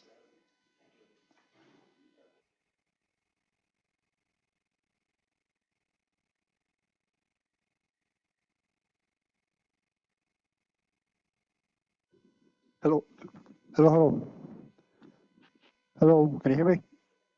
Yeah, my name is Douglas Yali, the mayor for the hamlet of Tulita. David Eachinelli was just talking about the trip to Ottawa. I was one of the group members that went on behalf of the hamlet of Tulita here. What the discussion was about was the high cost of living in the communities, in the community in Tulita. Not only here, it's in the Satu region, the whole region is affected of what's going on.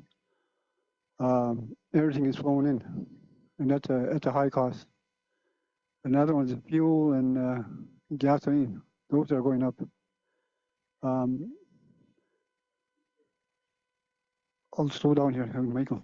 Okay. But there was a lot of other leaders were in Ottawa. It's right across, quite a few.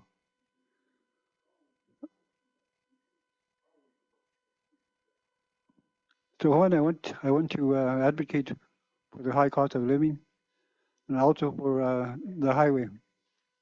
I wanted the highway to be streamlined because it's such a long length for the highway to be built, and we wanted to streamline to see if they can push it, get it in place as soon as they can. We understand there is an environmental assessment that is going on today. We know that.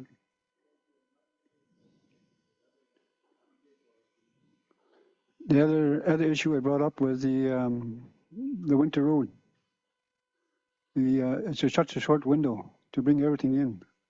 I know on this coming winter, it's going to be another 100-something so loads coming into the communities, into the region.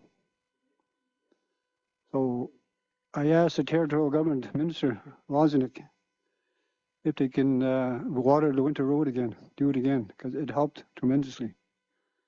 And see if they can open it up early because of the short window that we have. So my main reason for going to Ottawa was for the high cost of living, to advocate for the high cost of living. Because now today, a lot of people are going to be struggling. I know they're going to be struggling this winter. And I know you're here for to take recommendations from the community members here today. So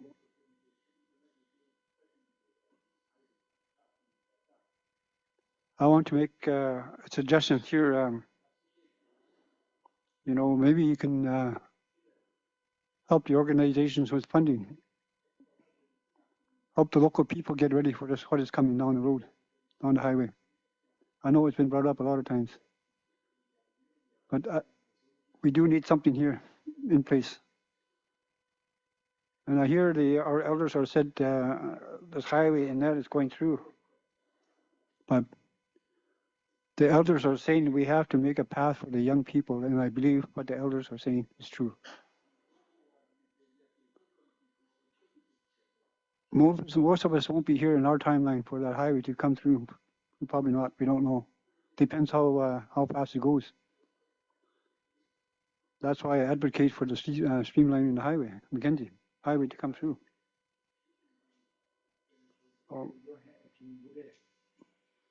And I know it was brought up here today that there's other projects that have been going on in the region, not in our region, but in Clean Shore region. There's a highway there not too long ago that's been built. One of the members here in the community was asking if they could bring people over there to ask questions, ask the people themselves firsthand. If they could bring a load of people from here, bring them over there, ask questions to question the other people.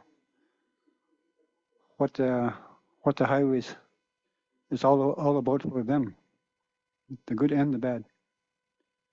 And we know the issue is here too. Also, it's both. It works both. No, the other stuff I talked about was the low water level, and it's been told in the past long ago that the elders have said this water is going to be going depleted. It's going to deplete down. They're going to be able to walk across pretty soon one of these days. I heard that. So.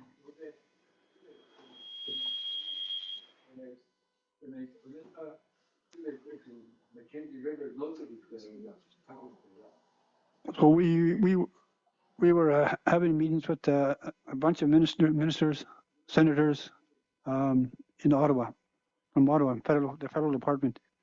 That's who we were meeting with. On the final day, we got Wozniak and Minister Caitlin and the representative from SSI at the table with us. And we talked about the highway itself and the winter road.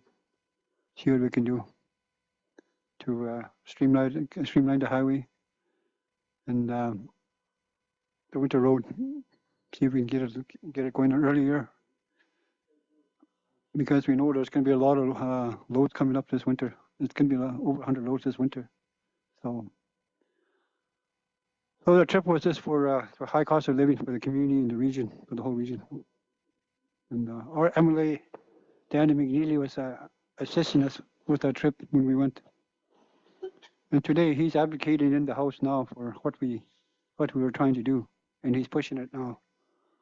So hopefully, if everything goes as planned, we'll see some difference here to help our own people here in the community here, because the cost of living is high. Everything's high. Everything's flowing in. So I think that's about all I can say. Thank you. Thank you very much, Douglas. I think that was quite helpful for both the government and the board to hear about the realities of cost of living and the efforts you've made to make Canada aware of that as well. So masi cho. Hello. Take a mic, state your full name, and Okay. you know, it's working. I'll try not to go too fast for Michael. My My name is Helen. My name is Helen Squirrel. I'm the facilitator for our elders, Tulita elders group here, and we only meet once a month. And we do have some of our respected elders sitting in the back there and here. And I wanted to acknowledge our oldest elder there, Charlotte Menacos, and Sarah and her sister Mary Ann, and one of our respected elders too. She works for HTA, Stella Yali, and of course here our respected elders here, David and our chief and the mayor, and I don't know if the president from TLC is an elder yet, but if he's new, that means he's 60. Oh, he's not 60 yet, I guess. And also, of course, our, I don't know if he's an elder yet, but Gary Yakalaya and other elders here. And also, I just want to say thank you to Jessie Campbell and her brother for speaking up. And I really, really agree that you know, we need to be like proactive, because things are really changing so much in the last 10 years. And it's going to get worse. I know it's going to get worse. But we need your help, because right now we're in dire needs. Just like Norman Wells, we're in dire needs. Our energy cost is going up. Our groceries prices are going up. And we really need resources here too. I've been asking about getting our mental health worker here, social worker here. To this day, nothing. I don't know what our Sahtu Health Board is doing, but we need those resources. We need those people back here to work with our young people and the elders and families. We need that. We need that support. We do have our health center, you know, our nurses, but there too, I don't know about other communities, but there's shortage of nurses. We need to invest. We need to invest with, you know, our young people to get into health fields and that. I know our elder here, he brought up saying that that last highway meeting, we brought up saying that they should help us with getting like two field workers, and maybe work with, I know that TRRC, they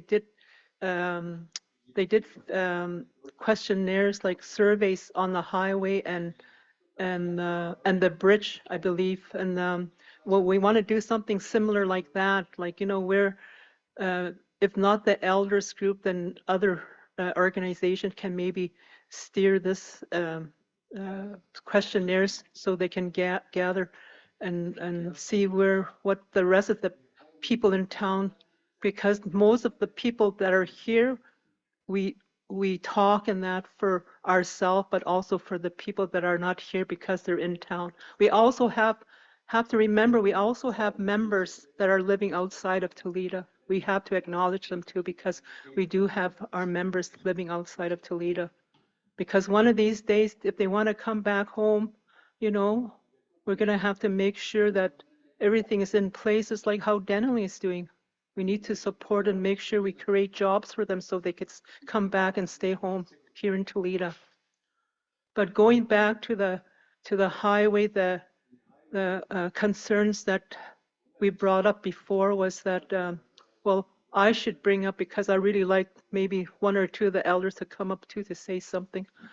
For my case is that at first I was really, really concerned about the highway.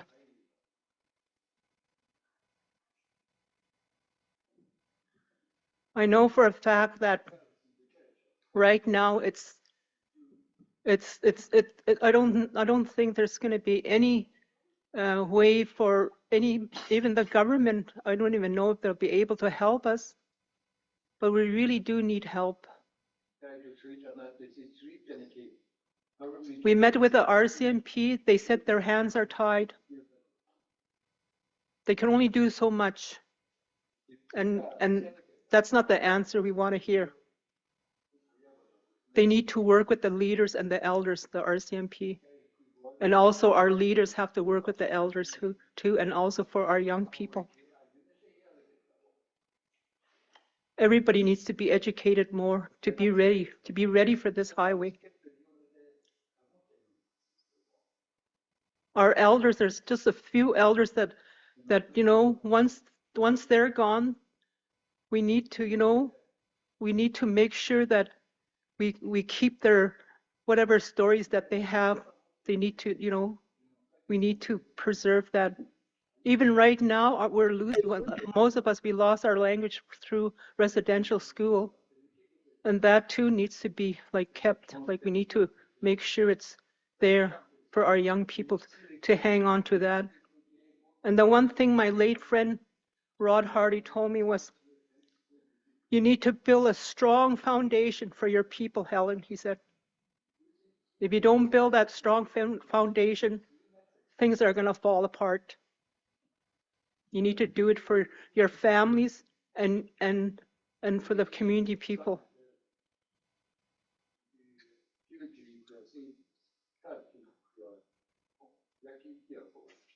So, a lot of us, even me, I shouldn't say a lot of us, me, I don't think I want to wait 10 years. I want that highway built now. One of my late mentors from Norman Wells, God rest her soul, I loved her so much, but I remember her saying that, build that D highway right now. I remember that. She was a force to deal with, I'm telling you. And she was one of our 2 women warriors.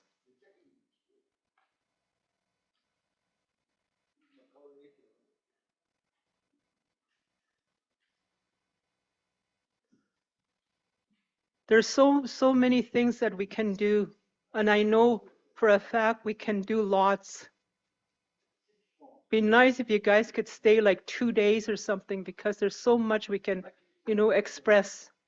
But short time, it's not, only come and then you go back out. We don't see you again until next time. So we need to have some kind of support where we can continue having something with I know there's a steering committee on highway here that's formed, but they need to meet with the community people. They need to do some kind of workshop and stuff like that too. We can't just meet once with your group here, the government group, and then forget about it again. We need to continue talking about this. I'm worried about how we're gonna, feed our families. The prices are going up. It's outrageous. It has to stop. We don't know how long the government is gonna keep paying for everything to be flown in, especially all the materials and everything that's for the new health center and any other project that's gonna be coming in our communities. We don't know if the government is in a deficit right now. We don't know that. Who's covering for all that? Even our municipal government here. Who's going to be covering for all those extra costs and that?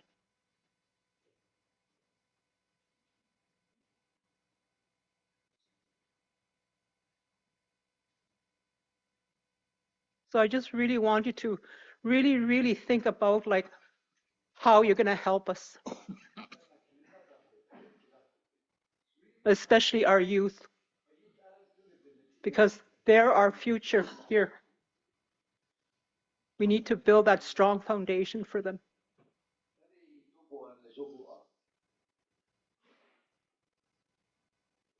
So with that, I just want to say thank you so much for coming, and mercy to all the elders that are here and our young people. So I just want to say mercy to you, and then have a good, safe trip back home. Mercy.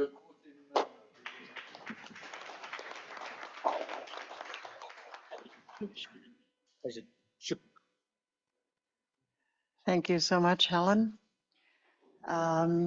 Douglas, again. Yeah, Helen mentioned about the health center out here. I know up to date is that 90 loads came in off the Buffalo Air for this health center in front of us here, and it's fully covered by the territorial government. I asked Wozniak, and Wozniak it's going to be fully covered by the GNWT, so you can imagine how much it's going to cost at the end of the day.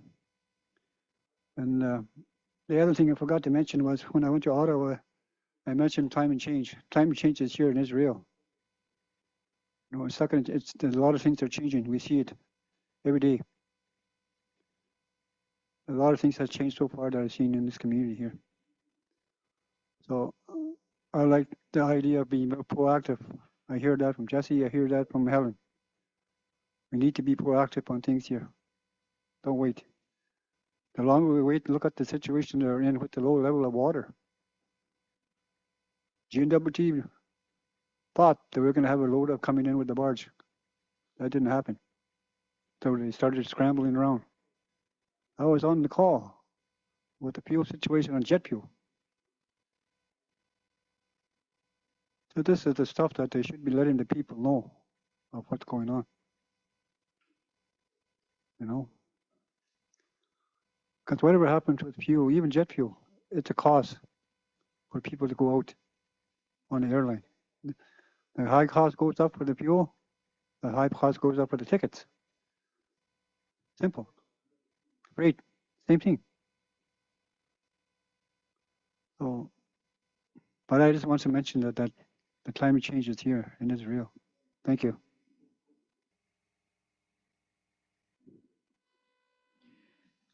Thank you, Douglas. Jesse? This might be, can you hear me? Hello? Hello? Okay. I think this might be a question that's been told over and over and over, but there's a lot of youth here, and I want to kind of hear an answer if you have it. And it's about if the highway is going to go through, will it be where the winter road is? And if it is, how will it affect Bear Rock? Because that's our spiritual rock to us, means a lot to us. And another thing, I don't think you're going to be using Mackenzie River. So if you're still going to build the Bear River Bridge, where will that be built and how will it affect our drinking water?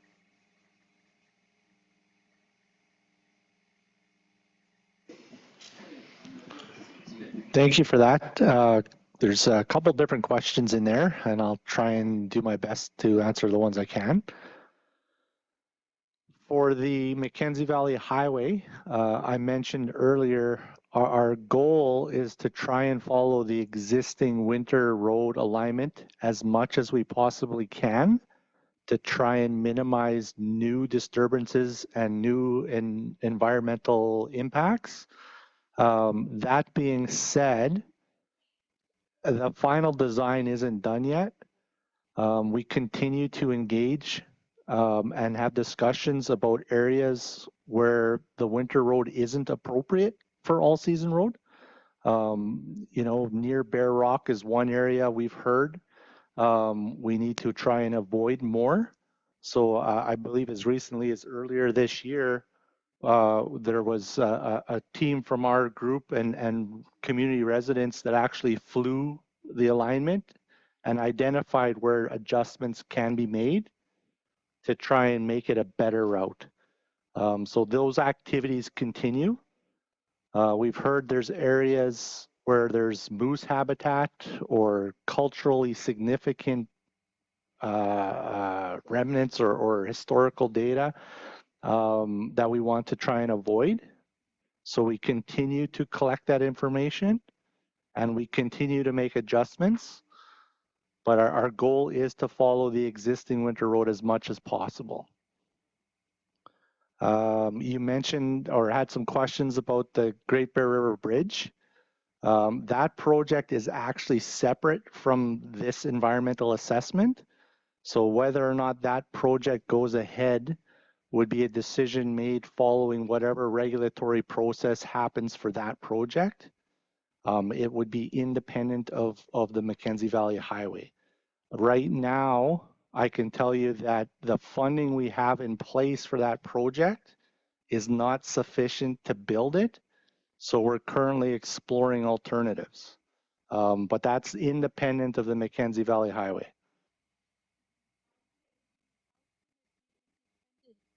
If you need that bridge to get on the highway, how is Norman Wells going to get by us? You need the bridge unless you're going to put Norman Wells only on a winter road again. Yeah, so again, that's separate from the Mackenzie Valley Highway environmental assessment, but there is alternatives being explored.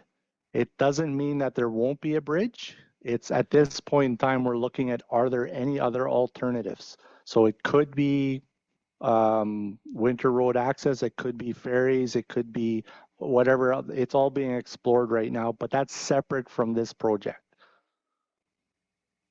Since it's going to affect our drinking water, is there going to be a separate environmental assessment done on it, or was there done already, and or it has no say on this here?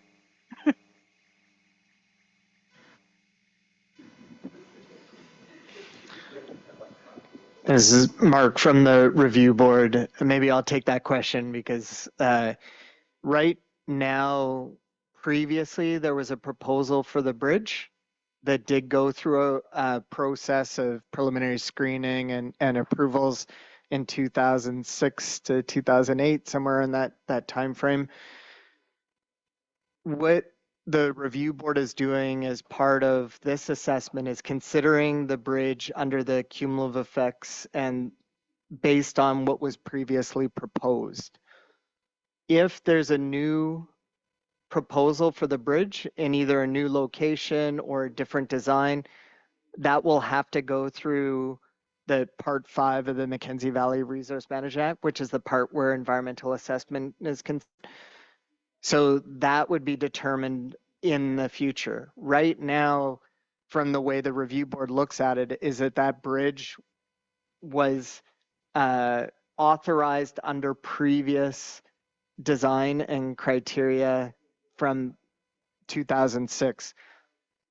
But that's what the board is assessing as part of this development. If that's different, then that may require future environmental assessment depending on what gets proposed by the GNWT.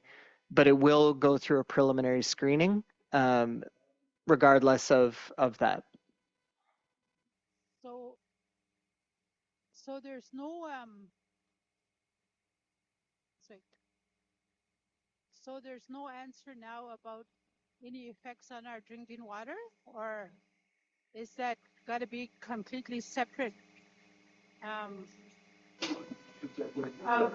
do we get considered? How is it affecting our water? Mm-hmm. So this environmental assessment would consider and should consider the bridge that was already proposed, and GNWT should be considering the impacts on water quality and impacts on community water as part of this environmental assessment based on what was already proposed in 2006. So that should be part of this environmental assessment. If there's changes to that, then that would have to be reviewed for impacts on water quality if there's changes to the design of the bridge. 2006 was a long time ago, and we have a lot of youth here that haven't heard about the impacts of Bear River, and that's going to affect them more than the rest of us. So I think they should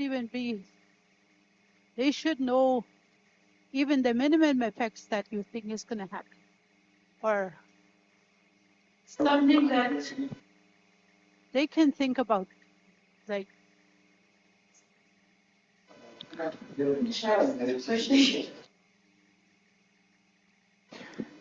Jesse, maybe I'll put that back to GNWT to how they considered Great Bear River in their assessment.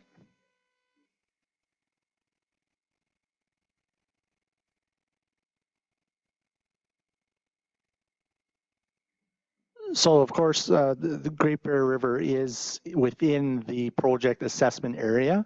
So the construction of the project and how it will impact the river has been assessed. It is included in our developer's assessment report, and there is information available about that. And again, happy to have follow-up conversations about that. But at this point in time, we're focusing more on the road construction pieces.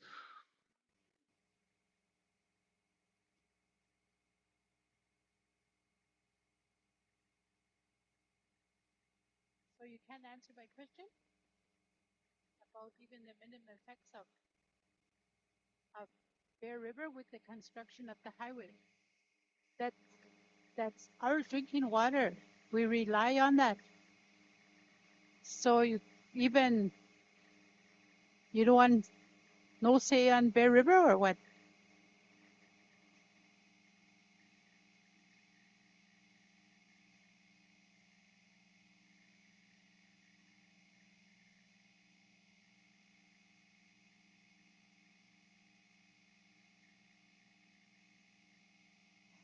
Yeah, so I mentioned earlier that water use is part of the project plan. We will be drawing water for construction activities, camp activities from various sources along the entirety of the road. All of those sources and any of the water bodies that are potentially impacted by the road activities are included in our assessment. We have proposed mitigations that are informed by engagement, consultation, and the studies that we've done to date.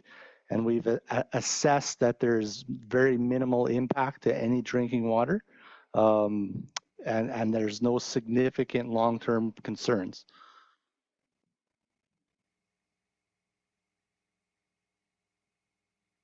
Said no more questions, but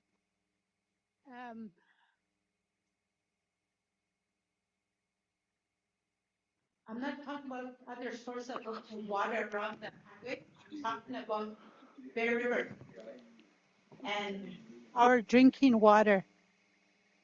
That's where we get it. So is the highway, if the highway is built below where we get our drinking water, I don't know if that would be better than if it's built on above it.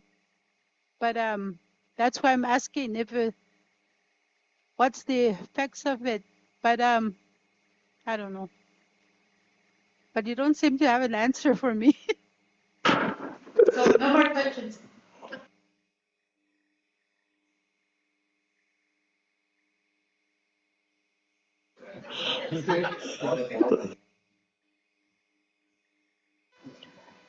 Todd, did you want to add something? Yeah, it's Todd here, and I was privileged enough to be part of the Bear River Bridge community consultations, and it was the community here that wanted the bridge built downstream of the water intake plant, and so in case there was during construction as well as in the event that a truck ever went off the bridge or there was an accident, that the water wouldn't be compromised.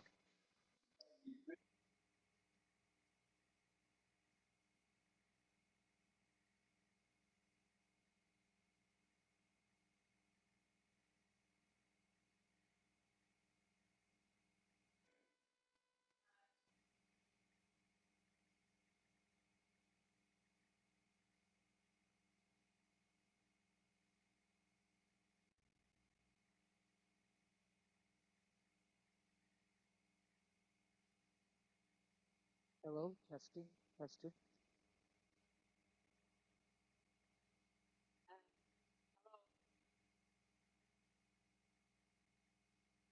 Hello. Um, I just wanted to mention everybody were talking about low water, and then we might not even get the the community is going to be like so expensive with everything. So is the government going to look at 10 years to see what they can help the community, like compensate with food subsidy, everything, like shipping in lumber and everything. Like, is the government going to look at that for the future for the until the highway is built? I mean, you don't know, it might take 20 years with this thing that's going on. And that's my concern for the community too. Like, you know, everything's going to be so high and we won't be able to afford anything. I remember when I was 10 years old, my grandma was telling me, you won't be able to buy a pair of socks because it's going to be so expensive. And then you think about it now, you're in today. I'm 66 years old and this is coming, you know? And what is the government really thinking about how they're going to help the community? Like if the highway is not going to be built for 10 years, maybe 15. I just want to ask that question if there could be some kind of answer.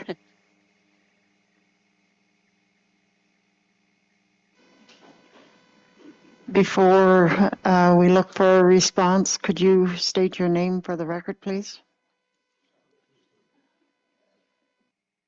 Stella Bayayali. Proceed.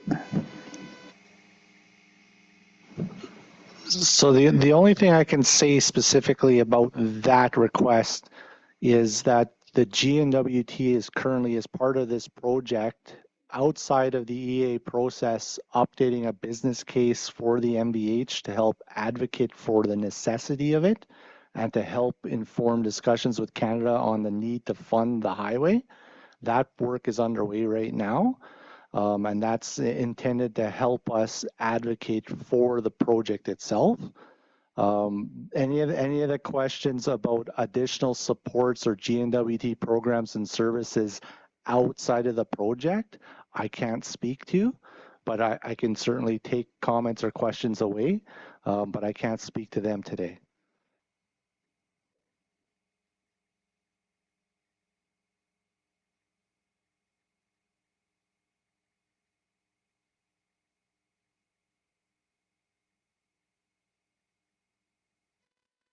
All right. Are there any further questions or comments?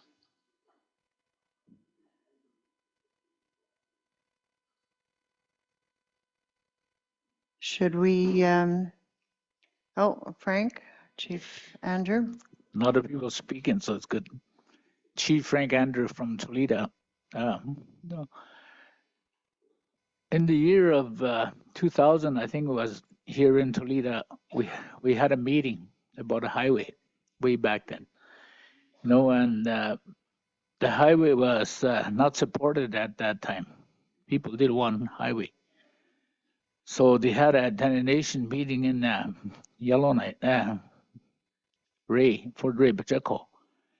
And so they made a motion on it to support the highways, but I abstained from it because our people didn't want it. Now I'm hearing a different story today, just to remind you guys that people, they really didn't want it that time, but now it sounds different. So that's what I'm waiting for people to say if we support it or not. We know there's pros and cons for sure, you know. And the way things are going is that all the changes that we saw since we were young, all of us that lived here in Tulít'a all our lives, you know.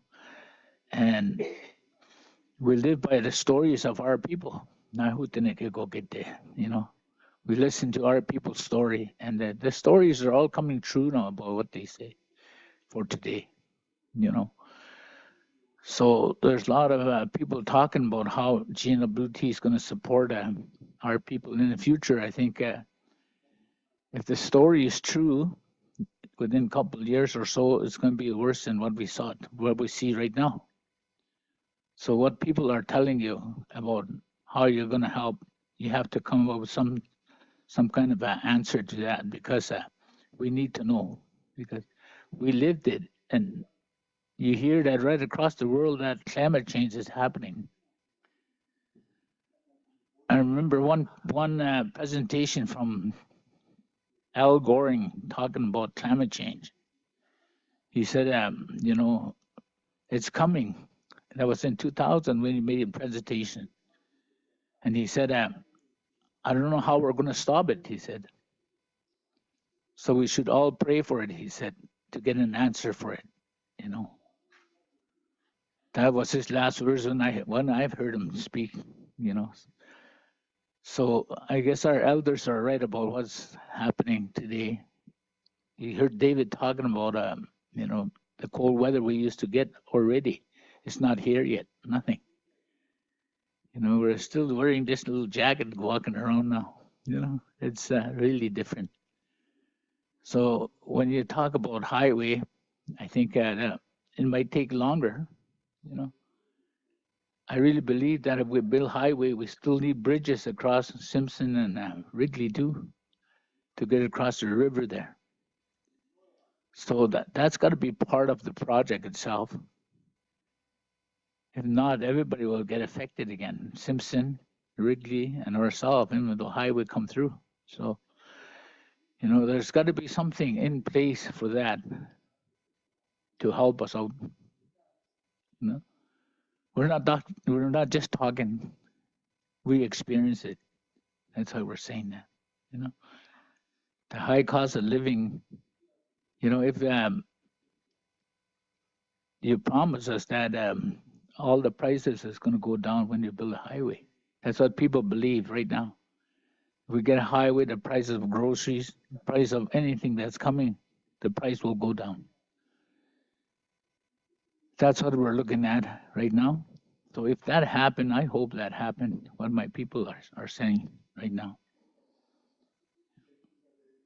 It's good to see a highway because, you know, you see it, it makes a difference when the winter road open here in Tulít'a in the winter time. Everybody takes off, right? The same day the road opens.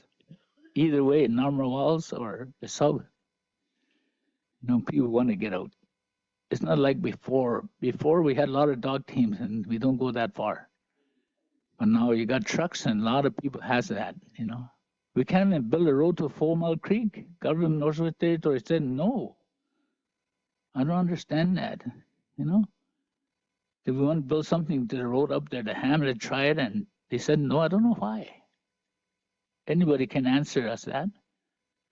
You know, there's it's silly about what we want to do. We live here all our life and we want to do something for our community. We can't even do it just to 4 Mile Creek. You know, they got gravel, everything. They went already about halfway and they got stopped. Things like that shouldn't be happening to us in Tulít'a, you know. Because we live here all our life. We never went anywhere. I didn't go anywhere. I lived here all my life, me. Out on the land, traveling different places, that's about it, you know. But I just can't understand why government say no for us to get a little road to 4 Mile Creek. We can't go anywhere, you know. So that's why we need a highway, maybe that will satisfy you guys too.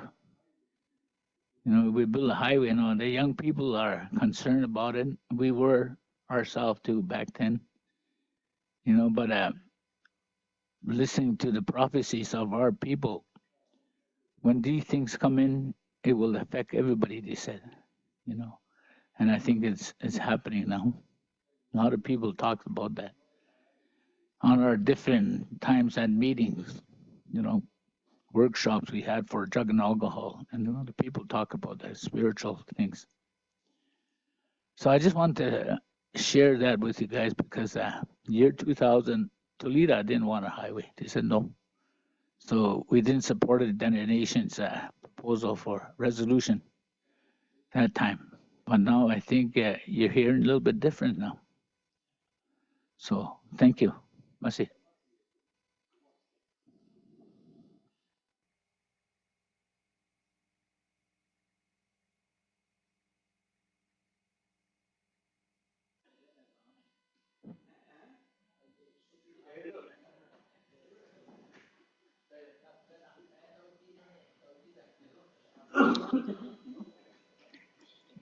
So they're getting a microphone for you.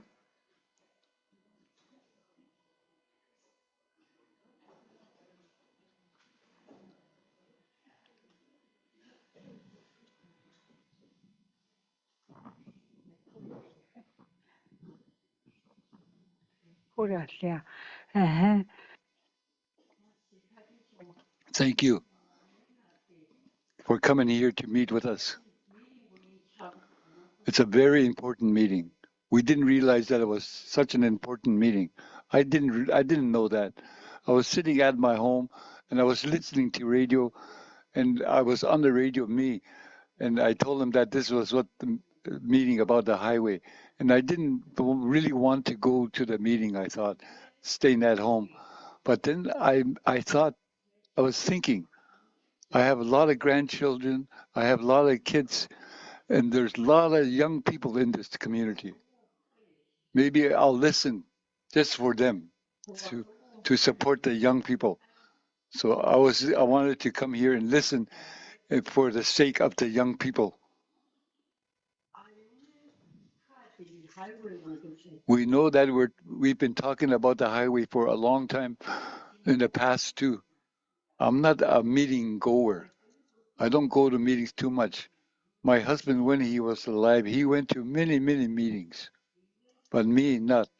Since my husband was gone, sometimes I would go to the meeting because I think about my children and my grandchildren. Just recently, drugs is getting really common, and I have a great concern for that. My children, they're going to suffer. My kids, my nieces, my grandchildren, every children here in town is like my own. I love them from the bottom of my heart. I don't want nothing to happen to them. Whenever I get up, I don't want to hear anything, any bad news every time I get up in the morning. We know that we have a lot of incidents. Now we're talking about the highway and what's going to happen, how it's going to look in the future. People with children, families are worried. They know that the children that went to school outside of Tulita, the parents don't worry too much about them. But when the highway gets constructed, our children, we need to have that education program going for our children. They have to. They have to go to school. Not all of us are well off. Not all of us have vehicles. The children goes into the wrong vehicle. We have to think about that. This is why I worry about all my children and grandchildren and all the other youth. What's going to happen? How are you going to support our community before anything else happens? Be good. I seen the kids here going to school. We know that they're getting educated. We need to make them realize what this highway project is, so they can understand the impacts and anything about it.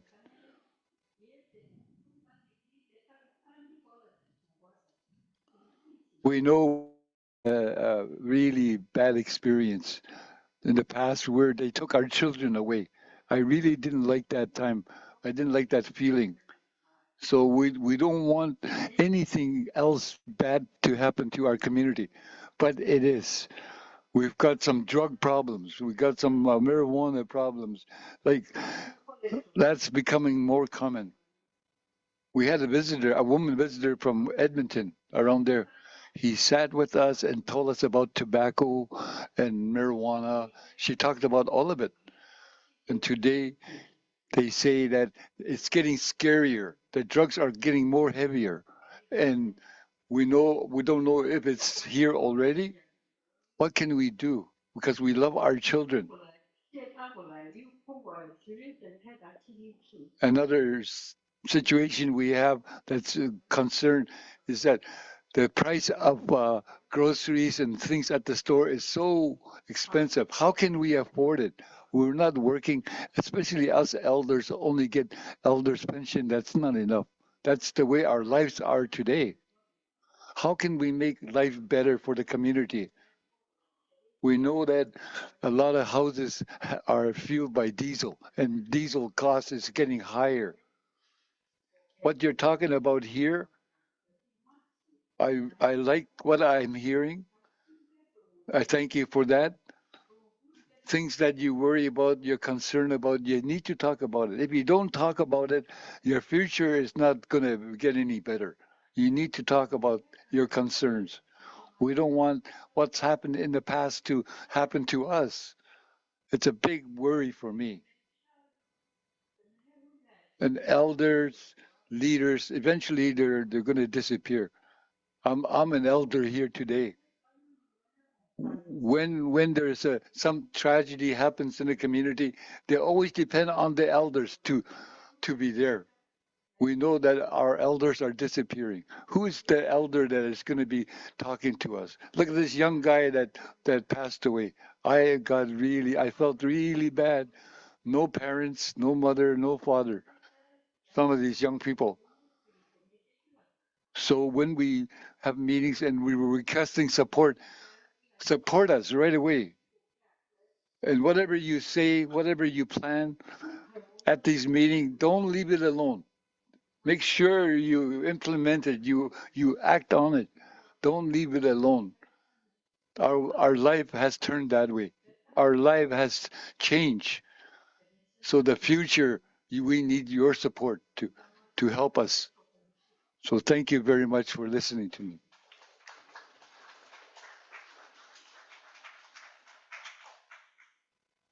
Oh. Oh.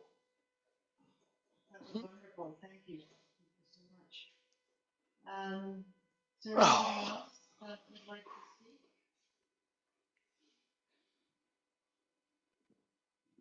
Amikula gopteniwe.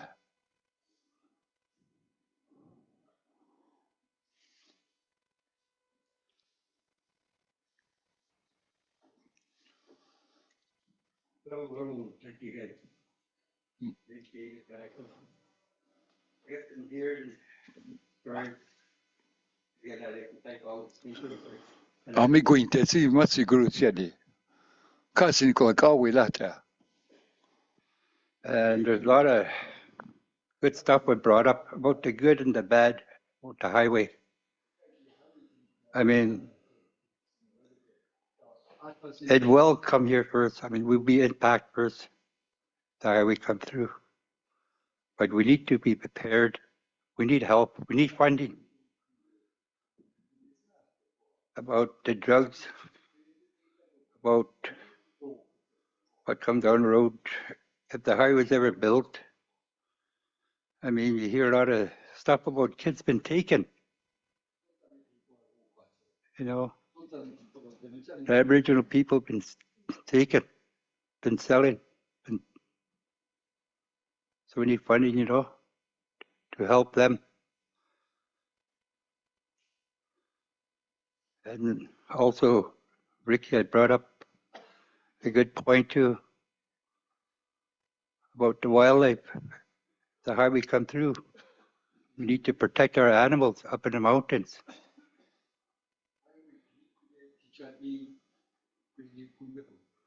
We also need to protect the water, our drinking water. Once that highway opens, we're going to see a lot of tourists, a lot of hunters.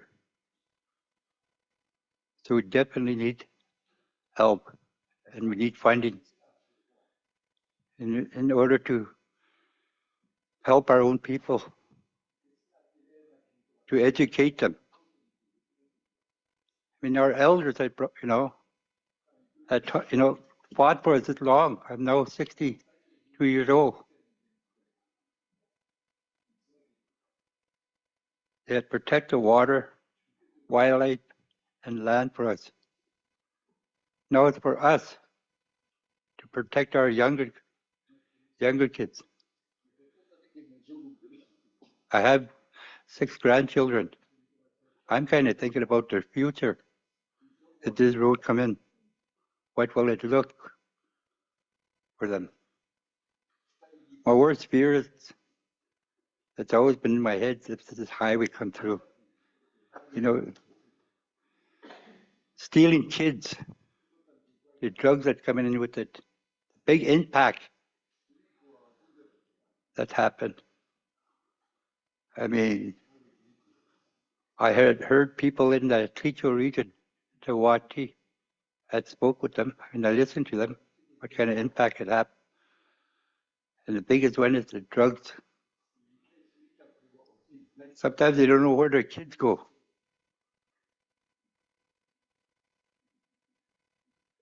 One of my friends said, well, got up in the morning, doesn't know where his daughter went.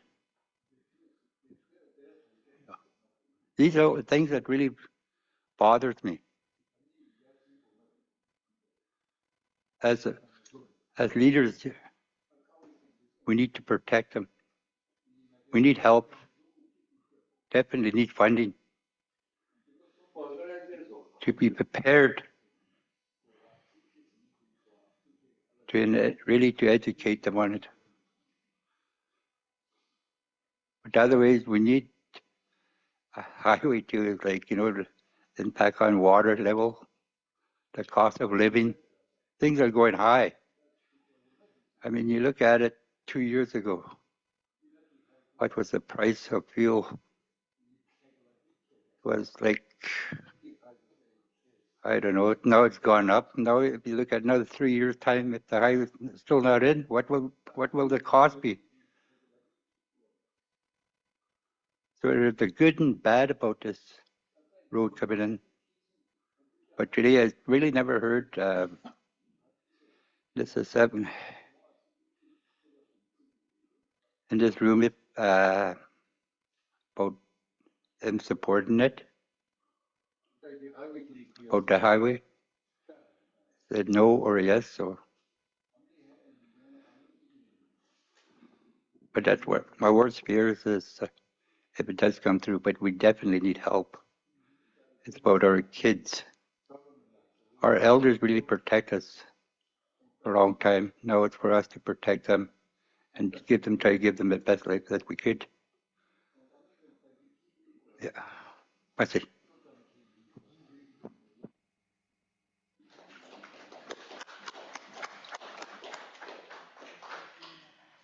Thank you so much, David. Joanne? Yeah. Yeah. So I know that Michael is getting very tired and he's starting to cough and having a hard time talking. I just want to check one last time to see if there's anyone else that would like to speak, especially if you haven't spoken yet.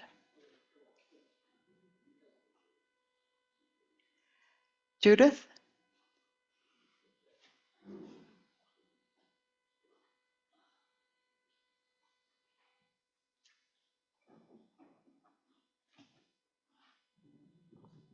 Thank you.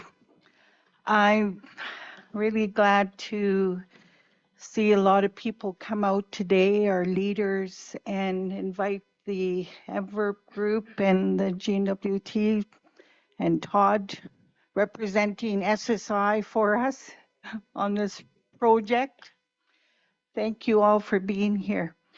Tulít'a received funding to do the engagement on the Mackenzie Valley Highway project. And we have Toby Kruger's here with us from Lawson Lundell. He's been working with us since we received funding. And we had the opportunity to do a few community meetings, you know, over the last few months. But as you can see, you know, there's still a lot of good discussion that needs to happen.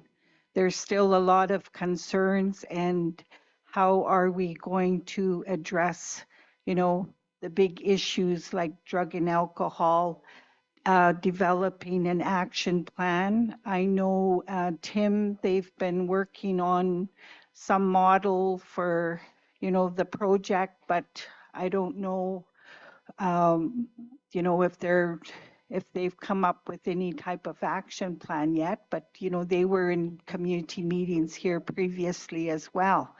So we have a working group, and with the funding that we received, we created a working group that includes the Tulít'a Dene Band. We have George Wrigley and Frank Andrew that sit on there for us.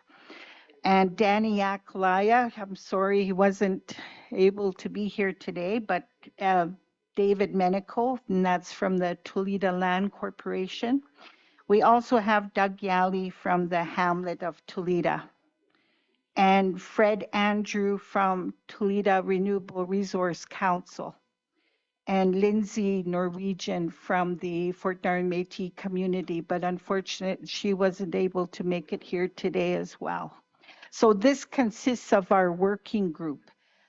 And the reason why we did that was so that we could have all the various groups participating in this community engagement to make sure that everyone had a voice and addressing their concerns from their different organizations. We've had with Tim, when they were here in the community previously, we held elders meeting, we had a youth meeting, but I hear today, from the youth and from the elders, we need to do more of that. So we're going to have to, think about how we're going to address some of those issues.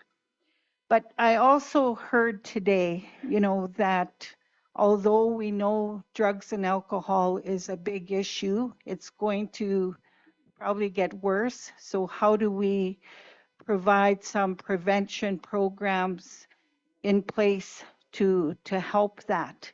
So I think that's something we're going to have to work with these different groups to see how we can address it.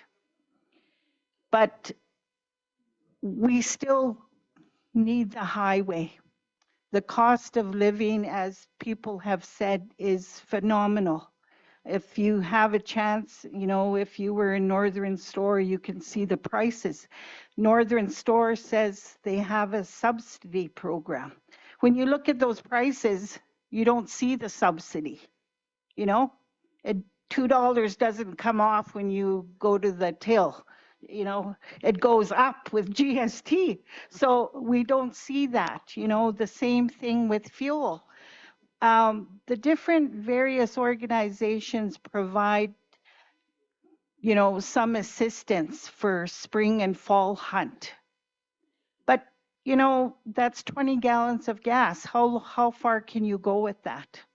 And once that's gone, you're back to nothing, right? So when people say the cost of living is high, it's high. If you don't have any traditional food or a garden, what do? And it's not helping when we hear that the road may take another 10 years. I'm sorry, I know you're trying your best, but it's too long of a time frame.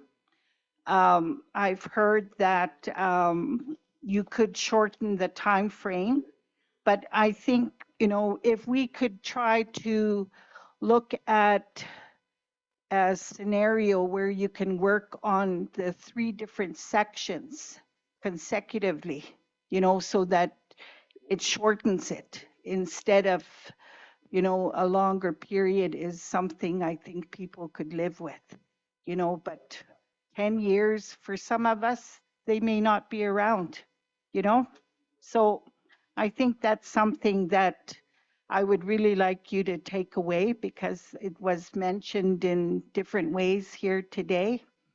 And also really looking at helping us develop an action plan for the drug and alcohol program. Thank you.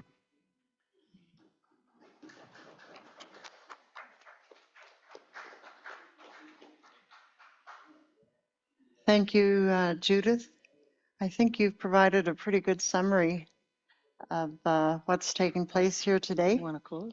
And it's encouraging to hear about the work that's being done and the cooperation that's happening between the various local organizations, the local governments. And that's very encouraging. And I would encourage the Department of Infrastructure to pay close attention and work closely, as I believe you have so far, with this working group. So masi cho. Is there anybody else? Any final words?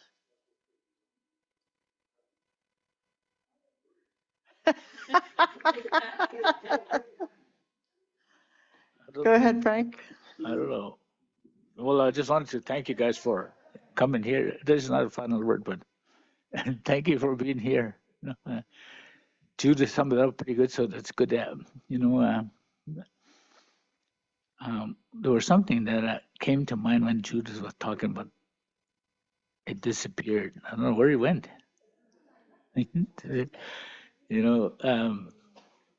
But something to think about is, from here to Ridley, the road, if cheaper to do that, maybe we should try something like that. Start working on it right now better, Then Norman Wells can come next. They're already coming the other side anyway, so they're up to Prohibition just about, so, they're not too far away from finishing that part, so something to think about to bring it from Wrigley to here. I think Wrigley is up to doing the highway too, I think, so I'm not sure, but, I don't know what they're thinking right now, but I heard you guys had a good meeting with them, so maybe it might happen from Wrigley to here will be pretty good for us. It will help the region closer, to bring stuff to Tulít'a, and you could fly it from here to Norman Wells, won't cost it less if you bring by truck to here. So something to think about. Let's see.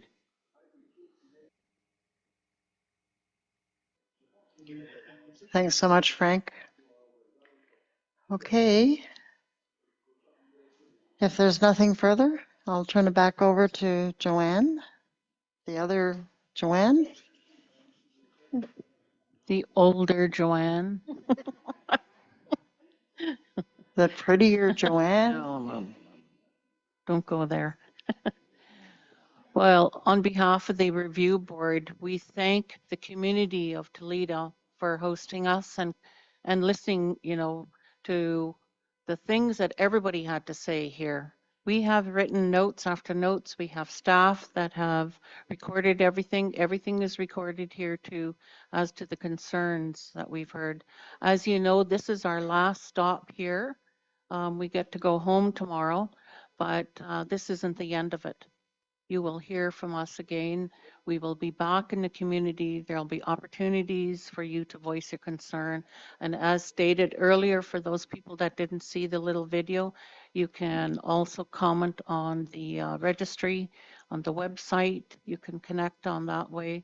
And you can have someone, maybe your grandchildren can help you to voice your opinions on that or your concerns. But we thank you for all the comments that we heard today. We're grateful to hear from the elders. We're grateful to hear from the youth that spoke, even though they're shy. But I'm sure that, as their teachers said, that they have done pros and cons to the highway. So there's an opportunity there for more feedback too as well. So with that, I would definitely like to thank our interpreter, Michael Nayeli back there. The poor guy has talked so much all day long. But, okay. But, good meetings only happen when we're fed good, and we've been fed really good here. So we thank Leanne Wrigley for the morning snacks. We thank Shirley Bernard for the lunch and afternoon snacks. And stay tuned to the delicious supper that's coming, where the whole community is invited. So grandmas, etsus, etsias, go home and grab your grandchildren and your honey or sweetie or whatever and bring them back to the meeting here to eat with us. And Violet Wrigley will be doing that feast. I'd also like to thank our our facilitator this afternoon to facilitate the session, Joanne Bartaby, Masi Cho, for going through this whole process with us here and getting the people to speak. It helps when she knows everybody in town and is half related to everyone. So I'd also like to thank the chief, Masi Cho, chief, for your opening comments and speaking out on it and telling us exactly how it is. We heard you loud and clear here today, and all that stuff is being recorded, like I said that. So if I can ask, I would. Okay. All right. Our executive director would like to do next steps before we have closing prayer. Yeah, merci, Madam Chair. We just wanted to do a little bit of an overview on what comes next. I know that some people weren't aware that this meeting was happening, but this was actually a new step that we added in our process so we could come to the community and have the board hear concerns while the process is ongoing. It also is a really good opportunity for GNWT to hear again concerns and things that the community wants to change going forward with their project. And we hope that they commit to some of those and they provide that back to the board as part of the process. We will be having technical sessions in the next few weeks. So there'll be representatives from the organizations here in the community participating in those technical sessions. But then we come back for community hearings where we'll spend lots of time in advance to talk about the.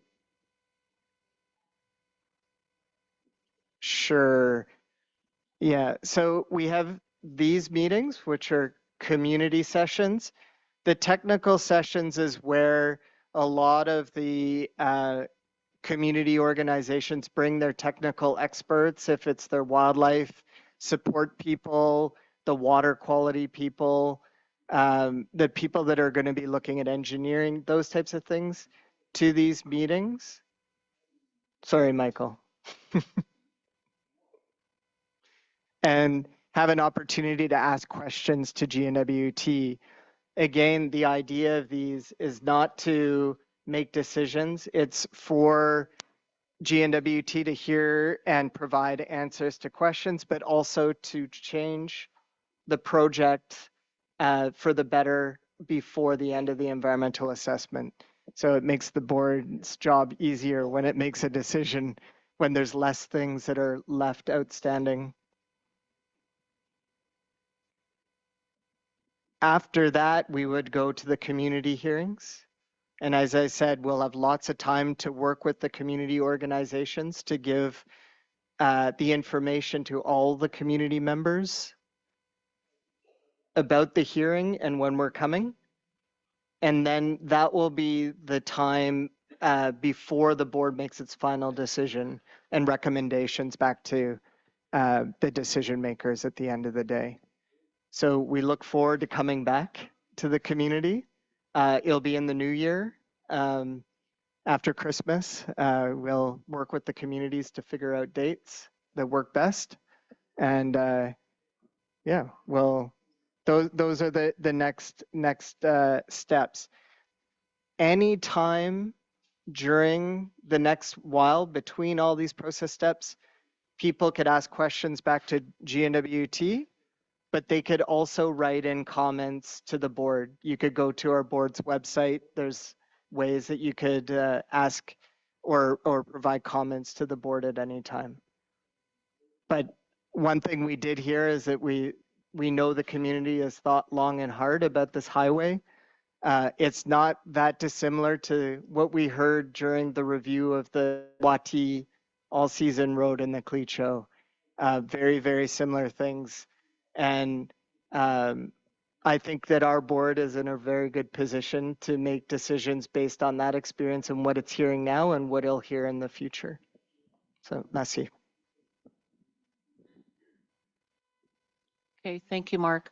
I would just like to ask Seth, the GNWT, if they have some final comments and statements to make. Yes, thank you very much. First and foremost, I too would like to thank everybody for coming out today. All the leaders, elders, youth, and interested individuals that participated today.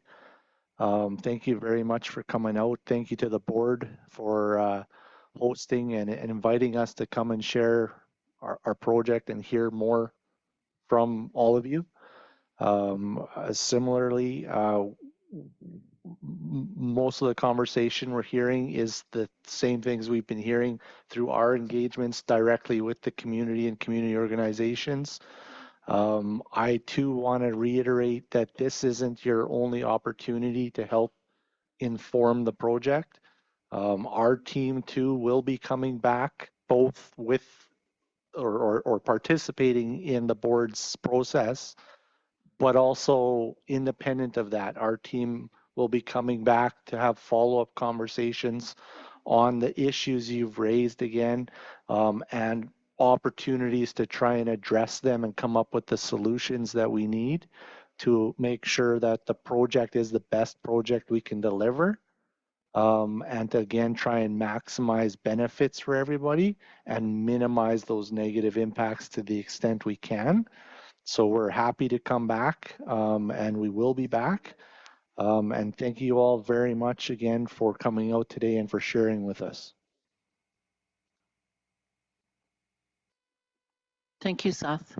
At this time then, with closing prayer, I would like to ask our chief, Frank Andrew, to close with a closing prayer.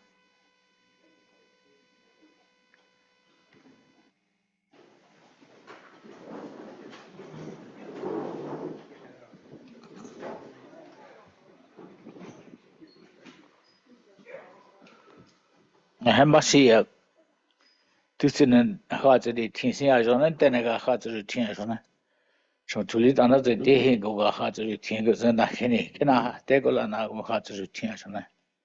Nezona Kunyana did a Masigoga. You see that he go deep. Now, Taga Kagitida, Tegon Hagidi Tina, Kanita Toniva, Niki Dekagiti. Tusinetani Nahego, Sonicoli, Nezombic Egalat and Dande, at Adengakunezo. Pegunzana dice Venezon Tegata, a single begai, Pina dice Vere Betora.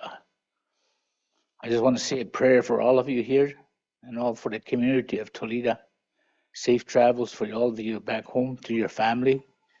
The elders always advise that we say a prayer for one another, so we're going to do that today. So thank you very much for being here with us. Oh, yeah, meeting. I'll call you back. Okay. You call me back.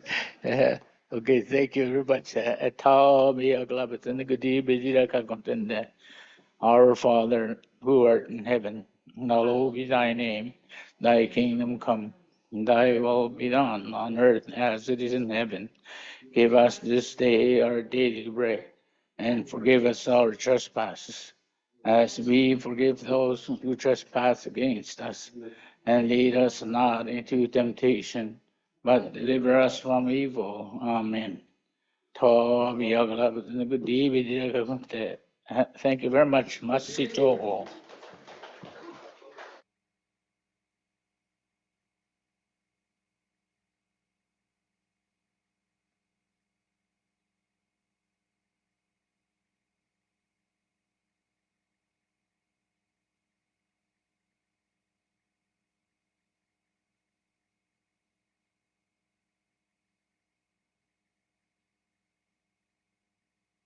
Bye, everyone.